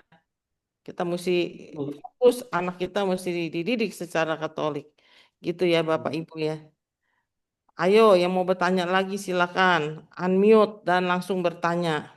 Mumpung ada Romo nih. Romo ini ahli psikolog loh. Kalau mau bertanya dikit-dikit Bukan tentang ahli. itu bisa ya Romo. Ini Pak Egidius raise hand lagi. Mau bertanya apa? Silakan Bapak. Ya, Bu. Tapi Silakan, mohon maaf, Pak Bu, kamera Egitius. saya bisa dibuka, Bu. Oh iya, kamera Ya, nggak apa-apa. biarin, coba silakan ya, Terima dikasih kasih. Baik, dispensasi Romo. hari ini.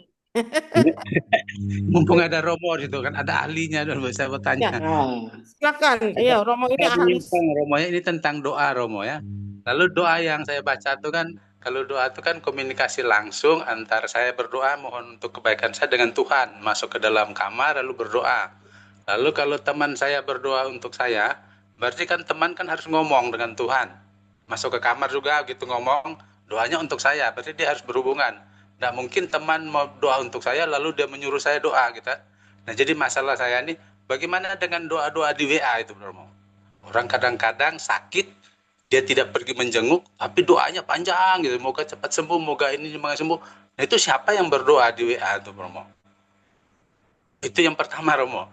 Lalu yang kedua, itu tadi Romo bilang tentang keluarga sebagai eklesia domestik Romo ya, gereja domestika ya. kecil. Nah itu Gereja rumah tangga. apa yang harus kami orang tua buat untuk anak-anak? Apa hanya membaptis saja supaya bahwa keluarga itu menjadi gereja kecil tuh? Apa yang harus kami lakukan? Kegiatan-kegiatan apa saja? Mungkin Romo bisa kasih sedikit penjelasan. Oke, itu dua aja Romo. Terima kasih. Ya. Yang pertama tadi itu terkait doa melalui WA ya. Ya, Doa melalui WA, saya tidak mengerti maksudnya ini. Mungkin yang dimaksudkan itu ungkapan, Mas. Ada yang sakit lalu di WA grup dikatakan semoga lekas sembuh seperti itu. ya. Ya, itu kan ada Nah, doa itu. dari. Saya lebih mengerti itu sebagai bentuk apa ya? Sebagai bentuk dukungan, sebagai bentuk harapan ya. Saya mengertinya itu. Tetapi ya kalau toh dia berdoa sungguh-sungguh, setelah ketik mungkin ya dia sempatkan diri 1 kali salam Maria buat yang sakit, wah itu luar biasa, baik sekali. Dalam arti ya dengan melakukan itu, meskipun dia dari jauh, ya doa itu kan tidak mengenal ruang ya. Dalam arti saya mau doa dari manapun, tapi saya mengarahkan hati dengan tulus untuk kesembuhan orang itu, ya pasti doa itu akan didengarkan oleh Tuhan. Sehingga kalau hanya soal ketikan di WhatsApp, mungkin itu hanya terkait ya ungkapan prihatin, dukungan gitu ya. Tapi kalau setelah itu mungkin orang itu ketik, lalu dia mulai menyempatkan 1 kali salam Maria, mungkin 1 kali Bapa kami buat yang sakit, ya doa itu saya yakin punya hal positif bagi orang yang didoakan dan juga bagi yang mendoakan. Nah itu. Lalu pertanyaan kedua tadi itu terkait eklesia domestik. Nah itu salah satu dokumen yang memang sudah cukup lama itu dari Yohanes Paulus kedua dalam Familiaris Consortio. Poin sederhananya itu ya tadi saya juga tunjukkan dalam PowerPoint ya. Dalam arti keluarga sebagai gereja kecil, gereja rumah tangga. Di dalam keluarga itulah nilai-nilai iman, nilai-nilai hidup, ajaran-ajaran iman itu bukan hanya diajarkan, tetapi dipraktikkan. Sehingga kalau bagaimana caranya, saya yakin Bapak dan Ibu juga sudah buat ya, ke gereja mengajak anaknya. Itu sudah menjadi salah satu contoh konkret membangun keluarga sebagai eklesia domestika. Karena memang sekarang juga kita lihat, mungkin karena itu ya, orang tua berpikir bahwa ke gereja itu hak anak, lalu kemudian ya tidak lagi mengajak anak-anaknya ke gereja.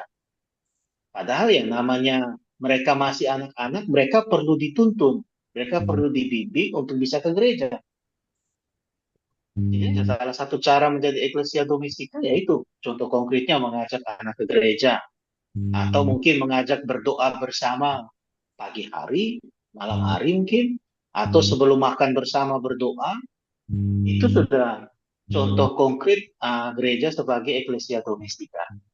Tapi juga ya, bukan hanya dalam hal-hal rohani ya, dalam hal-hal mental juga. Saya bahkan bisa mengatakan ketika orang tua tidak mendidik dengan kekerasan fisik, ya misalnya melakukan physical abuse terhadap anak-anak itu juga contoh konkret ecclesia domestika.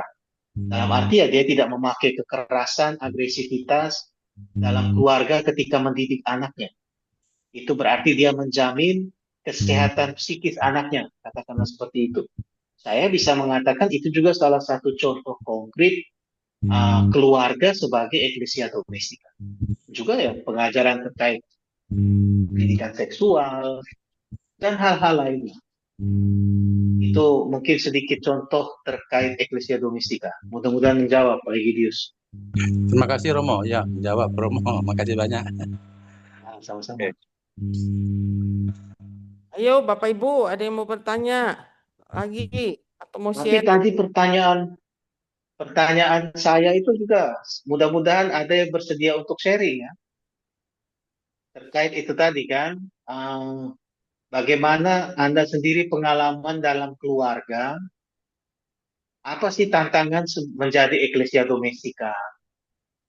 Kira-kira Anda dalam keluarga sekarang tantangan apa sih dalam keluarga yang Anda alami, sehingga saya mungkin belum sungguh-sungguh memperhatikan perkembangan atau pendidikan anak yang holistik tadi itu.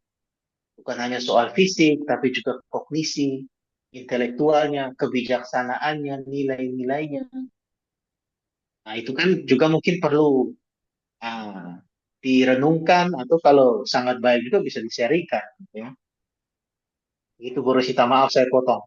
Ya, ya, silakan yang mau sharing bagaimana Bapak Ibu mendidik anak, ya kan? Kalau saya bilang sekarang dilema nih, Romo. Anak dimarahin guru, lapor, orang tua lapor polisi. Sehingga guru penuh dengan takutan loh untuk mendidik anak-anak muridnya gitu ya. Itu juga dilema ya, Romo. Dalam arti kata anak kecil itu belum tahu mana yang benar, mana yang salah kalau kita tidak kasih tahu ya, Romo ya. Tapi jujur, ya saya ada hari ini karena saya dulu dipukul juga sama papa saya. Tapi sekarang pukul lapor polisi, gimana tuh Romo? Ya kan? Itu pertama, itu dilema. Ada teman saya seorang guru, dia stres. Dia mengajar bahasa Inggris, anaknya nilainya jelek semua. Dia dipanggil kepala sekolah. You mau sekolah ini tutup, apa you turunin standar? Waduh, gimana tuh Romo? Pusing kan? Ya, yang udah pasti itu bukan sekolah Katolik sih Romo.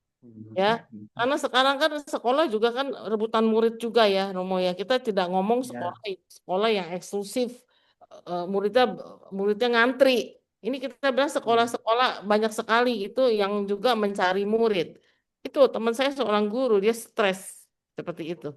Eh, tapi saya merasa ya anak kecil itu, anak yang baru mulai bertumbuh, kalau kita kasih mereka kebebasan juga belum waktunya sih, ya kan?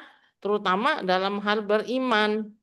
Kalau kita orang tua tidak kasih contoh, ya pasti mereka lebih enak main game, lebih enak hari Minggu bangun siang, ya kan? Atau mau makan bersama orang tua gitu kan. Jadi lupa dengan gereja. Itu penting sekali menurut saya kalau kita mendidik anak itu bukan hanya financial itu penting ya dalam keluarga, tapi itu bukan segalanya. Kesuksesan rumah tangga itu satu paket ya Romo ya. Ini Romo ahli psikolog Ya. mana nih Romo? Cerita dong. Ini menarik ini Bu Rosita. Mungkin saya mulai dari ini dulu ya. Saya ini kan juga ya sekarang sedang banyak menemani frater-frater.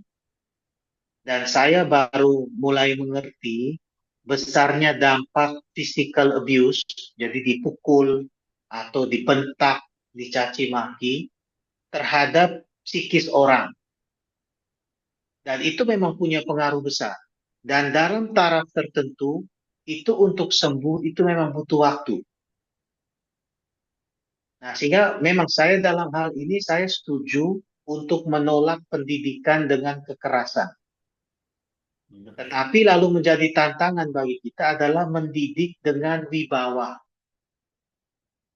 ya, bukan dengan kekerasan, tapi memang orang tua, pendidik itu punya wibawa yang memang ya dalam arti ini bisa ya bisa mengarahkan, bisa menuntun anak-anak tanpa harus dengan kekerasan fisik atau kekerasan verbal. Saya tahu ini tidak mudah ya Bapak Ibu dalam keluarga, apalagi dengan tuntutan pekerjaan harus punya kesabaran yang tinggi untuk menghadapi anak-anak. Oleh karena itu tadi yang dikatakan oleh Bu Rosita tadi saya setuju sekali. Memang betul terkadang ya dengan tuntutan hidup kedua orang tua harus bekerja.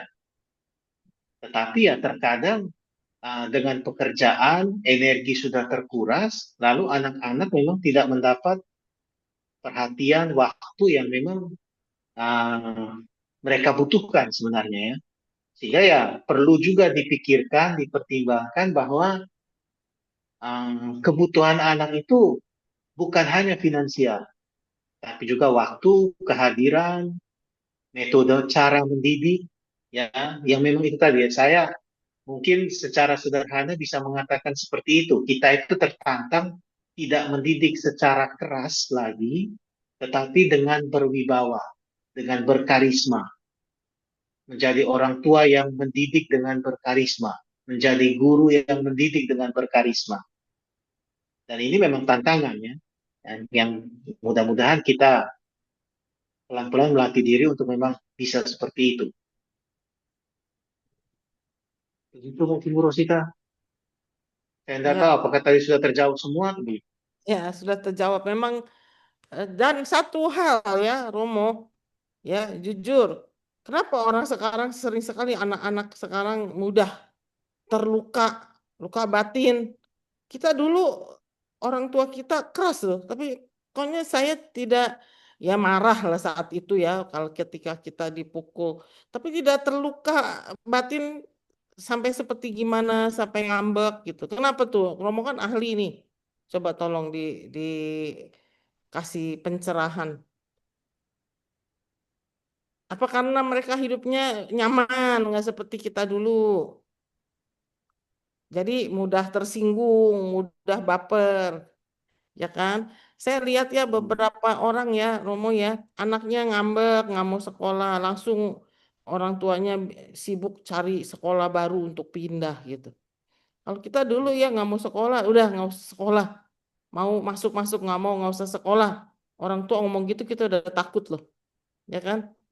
Itu memang zaman mendidik anak zamannya sangat berbeda. Nah, mumpung ahli psikologi nih, silakan Romo. Gimana tuh Romo?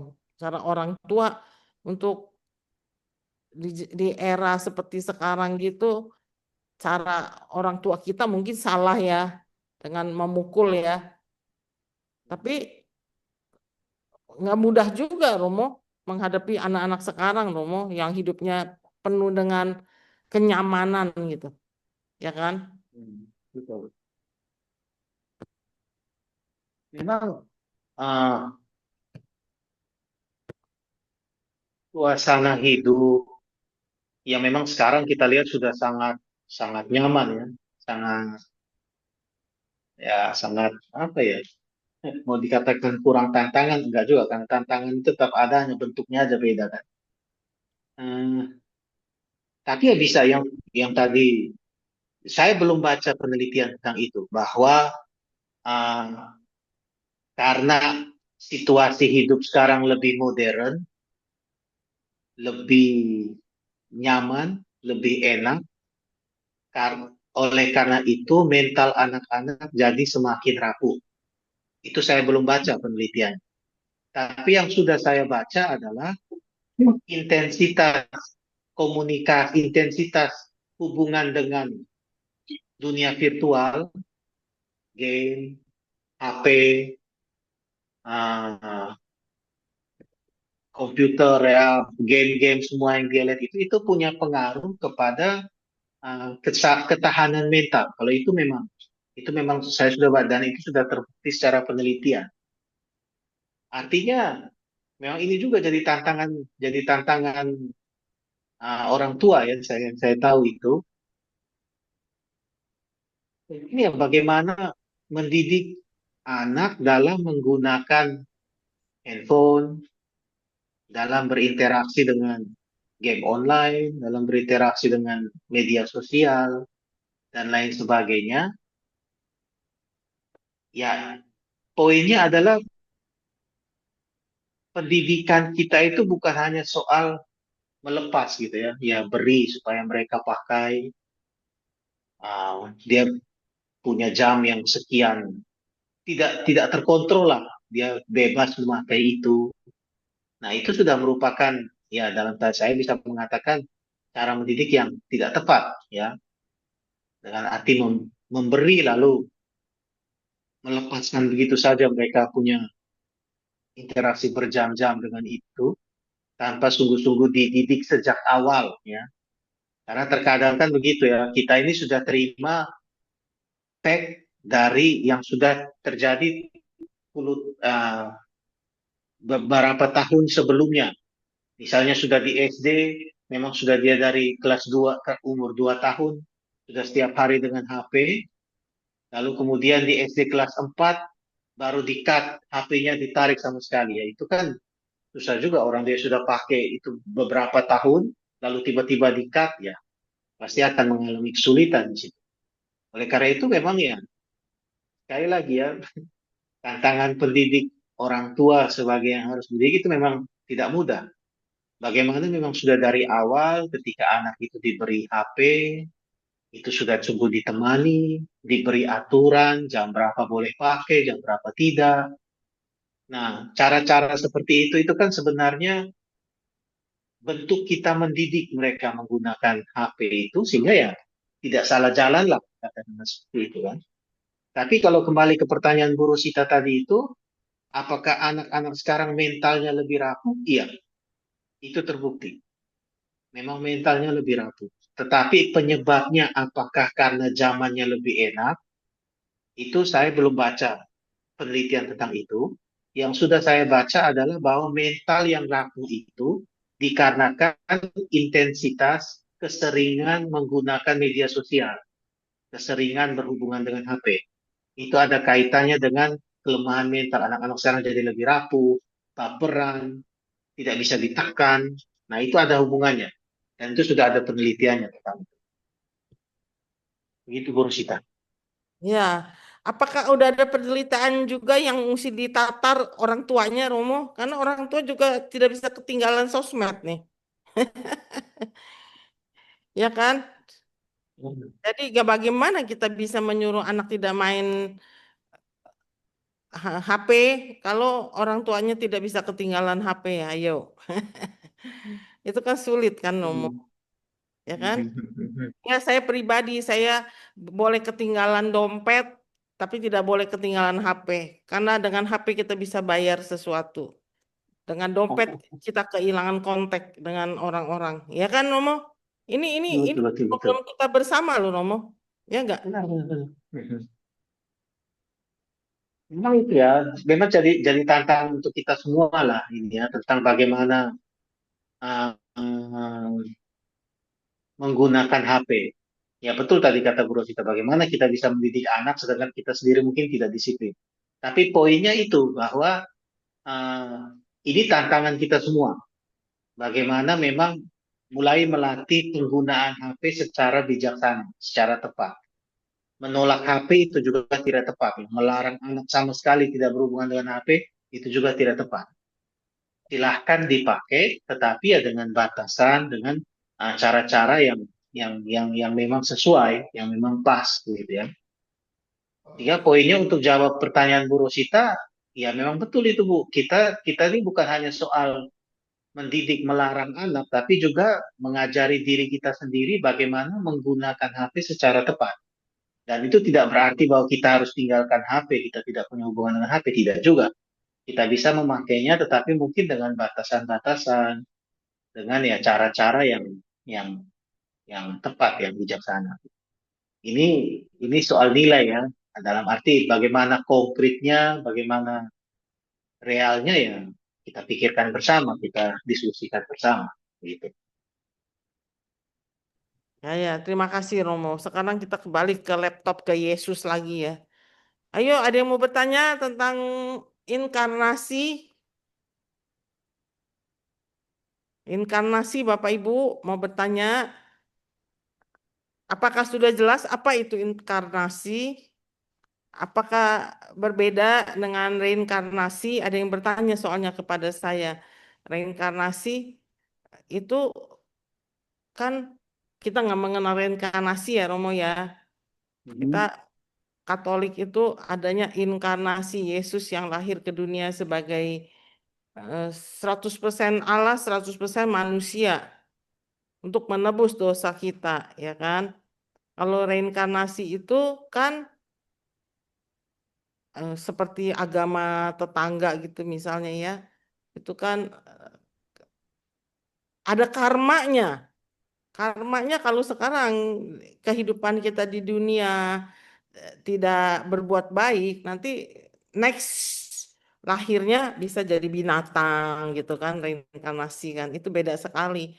Karena ada yang japri saya bertanya gitu, bisa Romo jelaskan inkarnasi itu dengan reinkarnasi itu sangat beda ya Romo ya. Beda, beda, beda. Beda sekali ya Romo ya. Tolong Romo jelaskan Ya, sedikit. ya inkarnasi tadi betul yang sudah Guru Sita katakan. Dan inkarnasi itu ya kita kenal dalam teologi kita, dalam ajaran iman Katolik. Inkarnasi itu berarti incarnare, ya, mengambil bentuk daging. Sederhananya seperti itu. Allah yang sebenarnya ilahi, dia mengambil rupa menjadi daging. Kalau kita incarnare, ya, karne, itu daging, lalu in ya menjadilah seperti itu, menjadi daging. Allah yang itu tadi sebenarnya tidak berdaging seperti kita, dia mengambil wujud sebagai manusia, menjadi daging. Itu inkarnasi. Ya, sedangkan reinkarnasi itu tadi ya kelahiran kembali. Beberapa ajaran agama tertentu meyakini itu bahwa orang setelah mati nanti dia bisa lahir kembali dengan aturan karma seperti yang tadi Guru Sita sudah katakan. Ya, mungkin kalau hidupnya baik, nanti di kehidupan yang akan datang dia naik kastanya. Atau hidupnya tidak bagus, ya dia akan turun. Mungkin jadi binatang, jadi tumbuhan. Seperti itu. Tentang reinkarnasi, dalam gereja Katolik kita tidak percaya itu. Bagi kita, setelah kematian atau setelah hidup kita di dunia ini berakhir, kita kembali bergabung dengan Allah yang adalah pencipta kita. Kita tidak reinkarnasi, tapi kita masuk ke dalam kehidupan abadi, dalam persatuan dengan Allah Bapa, dengan Allah. Seperti itu. Itu kurang lebih perbedaannya antara inkarnasi dan reinkarnasi. Ya, baik. Bapak Ibu, ayo, ada yang masih ada kesempatan mau bertanya 1-2 pertanyaan? Silakan. Atau ada yang mau sharing? Kalau tidak, kita minta Romo kasih konklusi Romo dari pemaparan hari ini bagaimana kita menghadapi Natal ya. Sekarang kan kita bersiap-siap nih dengan persiapan Advent sambil belajar tentang inkarnasi itu cocok banget ya Romo ya. Cocok kan tema kita kan. Silakan Romo, konklusi singkat Romo. Tanya apa, Bu? Oh, mau nanya, silakan Pak. Kamu itu bagaimana apa perhitungannya bahwa inkarnasi itu kan tanggal 25 Maret kan, benar? Jadi inkarnasi itu tanggal 25 Maret kan, Romo. Perhitungannya itu bagaimana tuh? Ah, bukan dalam arti Maria menerima kabarnya gitu ya. Ya, Itu tanggal pesta Maria menerima kabar kan. Sejauh saya tahu itu memang perhitungan yang sangat manusiawi. Dalam arti Natal itu 25 Desember, dihitung 9 bulan sebelumnya. Jadi ya 25 Maret kan. April, Mei, Juni, Juli, Agustus, September, Oktober, November, Desember, tepat 9 bulan. Karena biasanya memang persalinan itu kan 9 bulan. Sehingga sebenarnya perhitungannya itu memang lebih praktis saja. 25 Maret itu ya dihitung 9 bulan mundur dari 25 Desember. 25 Maret maksudnya. Nggak ada dasar Alkitabnya itu kalau mau perhitungan yang ditentukan 25 Maret. Kan 25 Maret dulu baru hitung 9 ke 25 Desember. Bukan 25 Desember dulu baru hitung mundur 25 Maret. Kan gitu kan Romo? Nah, lalu bagaimana 25 Maret ini kalau ditetapkan itu sebagai hari inkarnasi itu? Saya harus baca lagi itu soal itu. Dasar kenapa 25 Maret, setahu saya memang perhitungan mundur dari 25 Desember. Perhitungan mundur 9 bulan.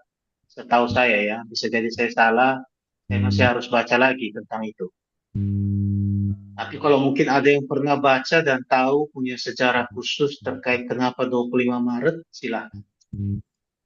Lalu meninggalnya juga 25 Maret kayak Romo. Yesus meninggal 25 Maret juga. Yesus meninggal. Yesus meninggal kita rayakan dalam Jumat Agung kan. Dalam Jumat Agung itu setahu saya tiap tahun berbeda. Jumat Agung kan tidak selalu tanggal yang sama. Terus ada yang bilang kan antara meninggal dengan kabar gembira inkarnasi itu tanggalnya sama. Jadi kalau inkarnasi 25 Maret, maka meninggalnya Yesus juga 25 Maret. Hanya perubahan dalam pelayanan di Paskah itu mungkin. Nah itu gimana Romo? Saya bingung itu. Dicolong Romo.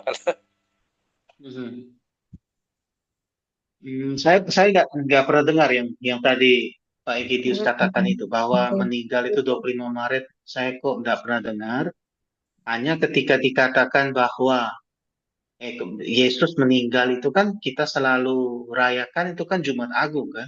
Ya, Dan Jumat Agung setahu saya memang tanggalnya itu tidak sama setiap tahun. Karena memang pesta Paskah pun tanggalnya berubah-ubah, berbeda-beda. Ya, boleh saya tambahkan ya, Romo. Bapak, Silakan. kitab Ya, suci itu bukan buku sejarah loh, Bapak. Kita nggak bisa mencari seperti itu. Yang kita dapatkan itu inspirasi apa yang kita dapatkan untuk hidup kita ketika kita membaca kitab suci. Karena yang buat itu, yang mencatat kitab suci itu eranya berbeda, zamannya berbeda, orangnya berbeda, dan mereka juga mendapatkan itu ya, karena didampingi Roh Kudus sehingga bisa terjadi seperti kitab suci kita sekarang. Jadi kalau kita mau tanya mendetil seperti itu bukan buku sejarah. Menurut saya sih gitu. Benar nggak Romo? Ya. Kan bukan buku sejarah ya. Tapi menanggapi kitab suci kan harus pakai akal budi juga, Bu. Nggak Oh bisa iya, pakai akal saja. Makanya akal budi bertanya, mengapa 25 Maret itu? Nah, itu ya. kan untuk menjelaskan akal budi biar imannya makin kuat. Kalau orang bertanya mengapa ya kita bisa jelaskan. Nah, itu kebetulan kan ada Romo, maka saya bertanya. Biar Ya. Romo Tapi jelaskan. bahwa 25 Maret itu hari meninggalnya siapa? Meninggalnya Yesus 25 Maret. Yesus, ya. Jadi saya pernah Saya dengar kok orang belum. bilang Yesus meninggal dengan inkarnasinya itu tanggalnya sama. Nah, saya pun jadi di kitab suci memang tidak ada. Itu loh bagaimana Nah menjelaskan itu, itu? itu saya belum pernah dengar itu. Saya tidak dengar itu. Hanya yang itu tadi kan kita perlu tahu itu yang ngomong itu dia dasarnya apa. Hanya saya kok nggak dengar itu ya bahwa 25 Maret itu inkarnasi sekaligus juga hari wafatnya Yesus itu saya kok belum pernah dengar. Oke, baik. Makasih Ya, Romo, terima kasih banyak. Makasih Siap, Bu. siap. ya, Ya, coba kalau Bapak dapatkan datanya boleh Japri Romo ya, diskusi dengan Ya, dilanjut baik. ya. boleh, Sekarang boleh. kita balik ke laptop untuk dapatkan sedikit kesimpulan dari Romo tentang inkarnasi ini. Karena ini kebetulan sesi terakhir Romo. Setelah ini kita merayakan Natal, gitu ya Romo ya. Ya, Silakan Romo. ya. Hmm. Baik, kalau mungkin kesimpulan terkait dengan inkarnasi, lalu juga dalam tema khusus hari ini kita melihat tentang tahun-tahun yang tersembunyi, yang tadi kita sudah lihat dalam Lukas, penekanannya itu uh, sangat tentang peran keluarga dalam pendidikan Yesus. Maka saya kira pesan sentral yang bisa kita ambil itu adalah juga ini ya, bahwa inkarnasi itu memang terjadi dalam konteks keluarga. Ya, Allah yang mengambil rupa manusia itu hadir di tengah keluarga, di dalam keluarga. Nah, ini sudah merupakan pesan yang sangat kuat, pesan yang sangat besar, pesan yang sangat penting. Yang sederhananya bisa kita katakan begini ya, kebaikan, keselamatan, itu memang keluarga. Sebagaimana Yesus, Allah penyelamat, itu berinkarnasi di dalam keluarga. Sehingga ya kita masing-masing dalam mempersiapkan diri untuk merayakan Natal, baik sekali kalau kita sungguh-sungguh merenungkan poin-poin tadi ya. Dalam arti sejauh mana keluarga saya sudah sungguh menjadi tempat di mana kebaikan itu lahir, kebaikan itu dibina, kebaikan itu dikembangkan. Yang tadi sudah kita katakan eklesia domestika itu tadi. Karena sekali lagi, inkarnasi Yesus itu terjadi di dalam keluarga. Keselamatan terjadi di dalam keluarga, kebaikan terjadi di dalam keluarga. Mudah-mudahan dalam masa Advent ini, dan juga sebentar lagi kita merayakan Natal, kita sungguh-sungguh merenungkan sejauh mana keselamatan itu sudah sungguh-sungguh lahir dalam keluarga saya, kebaikan sudah sungguh-sungguh lahir dalam keluarga saya, atau tadi sudah kita pakai istilahnya, sejauh mana keluarga saya sudah sungguh-sungguh menjadi eklesia domestika. Mungkin begitu, Bu Rosita. Romo, terima kasih atas pencerahannya. Terima kasih sudah bersedia memberikan materi dan mengisi KKS Kelapa Gading. Terima kasih ya Romo ya. Sahabat-sahabat Sama KKS, ya kita bersyukur Romo dapat memberikan pencerahan kepada kita. Sampai jumpa tahun depan. Minggu depan libur dalam 2 minggu karena malam Natal dan malam Tahun Baru, ya. Jadi kita jumpa lagi bulan Januari. Sekarang bersedia Romo tolong bawakan doa penutup akhir tahun dan kemudian minta berkat dari Romo. Terima kasih ya Romo. Ibu saudara-saudari, mari kita berdoa dalam nama Bapa dan Putra dan Roh Kudus. Amin. Allah Bapa kami bersyukur kepadamu untuk kesempatan yang boleh kami lalui bersama malam hari ini. Kami bersama-sama merenungkan sabdamu, kami bersama-sama melihat bahwa Engkau yang adalah penyelamat kami hadir ke tengah-tengah dunia melalui keluarga. Berkatilah keluarga kami semua ya Tuhan, agar sungguh di dalam keluarga kami bertumbuhlah benih-benih keselamatan, benih-benih kebaikan. Semoga Engkau sendiri yang menuntun keluarga kami masing-masing, sehingga kami sungguh-sungguh menjadi gereja rumah tangga, eklesia domestika, di mana kebaikan, keselamatan tumbuh di dalam keluarga kami.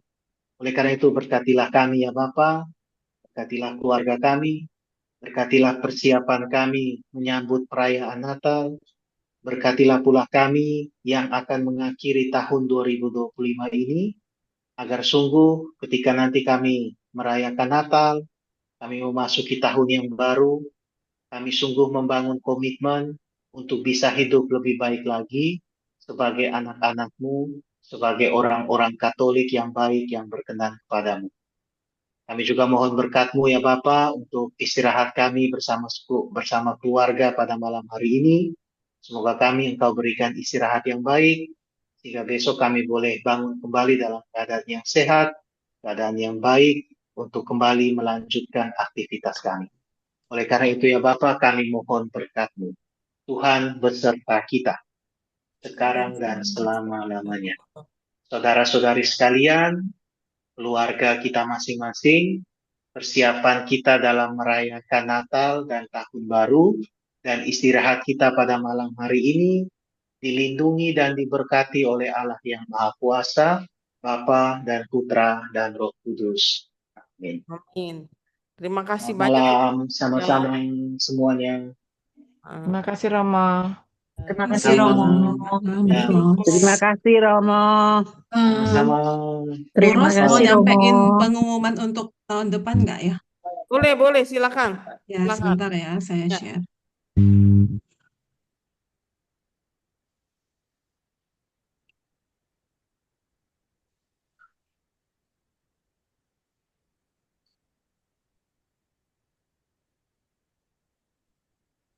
Udah kelihatan ya, Bapak Ibu? Ya, sudah kelihatan.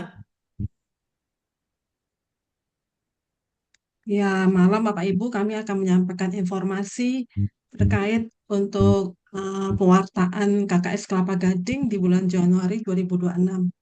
Kita akan memasuki tahun 2026 dengan paket tematik, yaitu tentang doa dalam Injil Suci. Seperti biasa akan dilakukan via Zoom pada hari Rabu malam.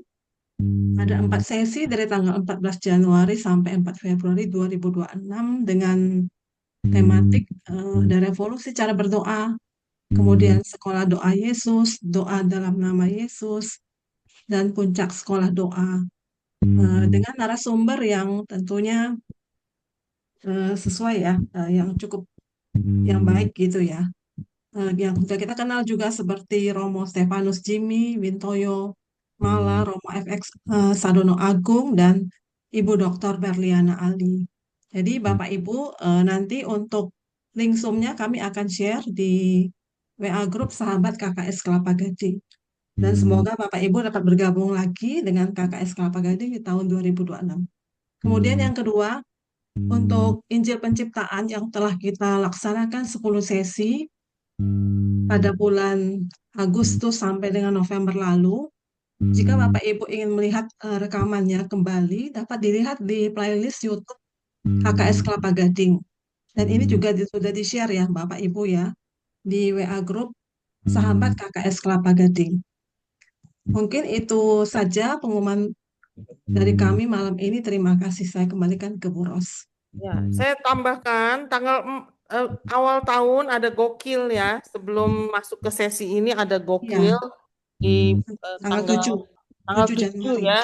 Ada gokil untuk bulan Januari ya. Terima kasih, Tuhan berkati. Sampai jumpa tahun depan. Kita tidak boleh ngucapin Natal dulu ya. Nanti Sampai jumpa tahun depan. ya, terima kasih. Terima kasih Bu Jum. Terima kasih Bu Bapak Ibu. Rosita. Terima kasih. Terima kasih, Tuhan berkati. Selamat istirahat.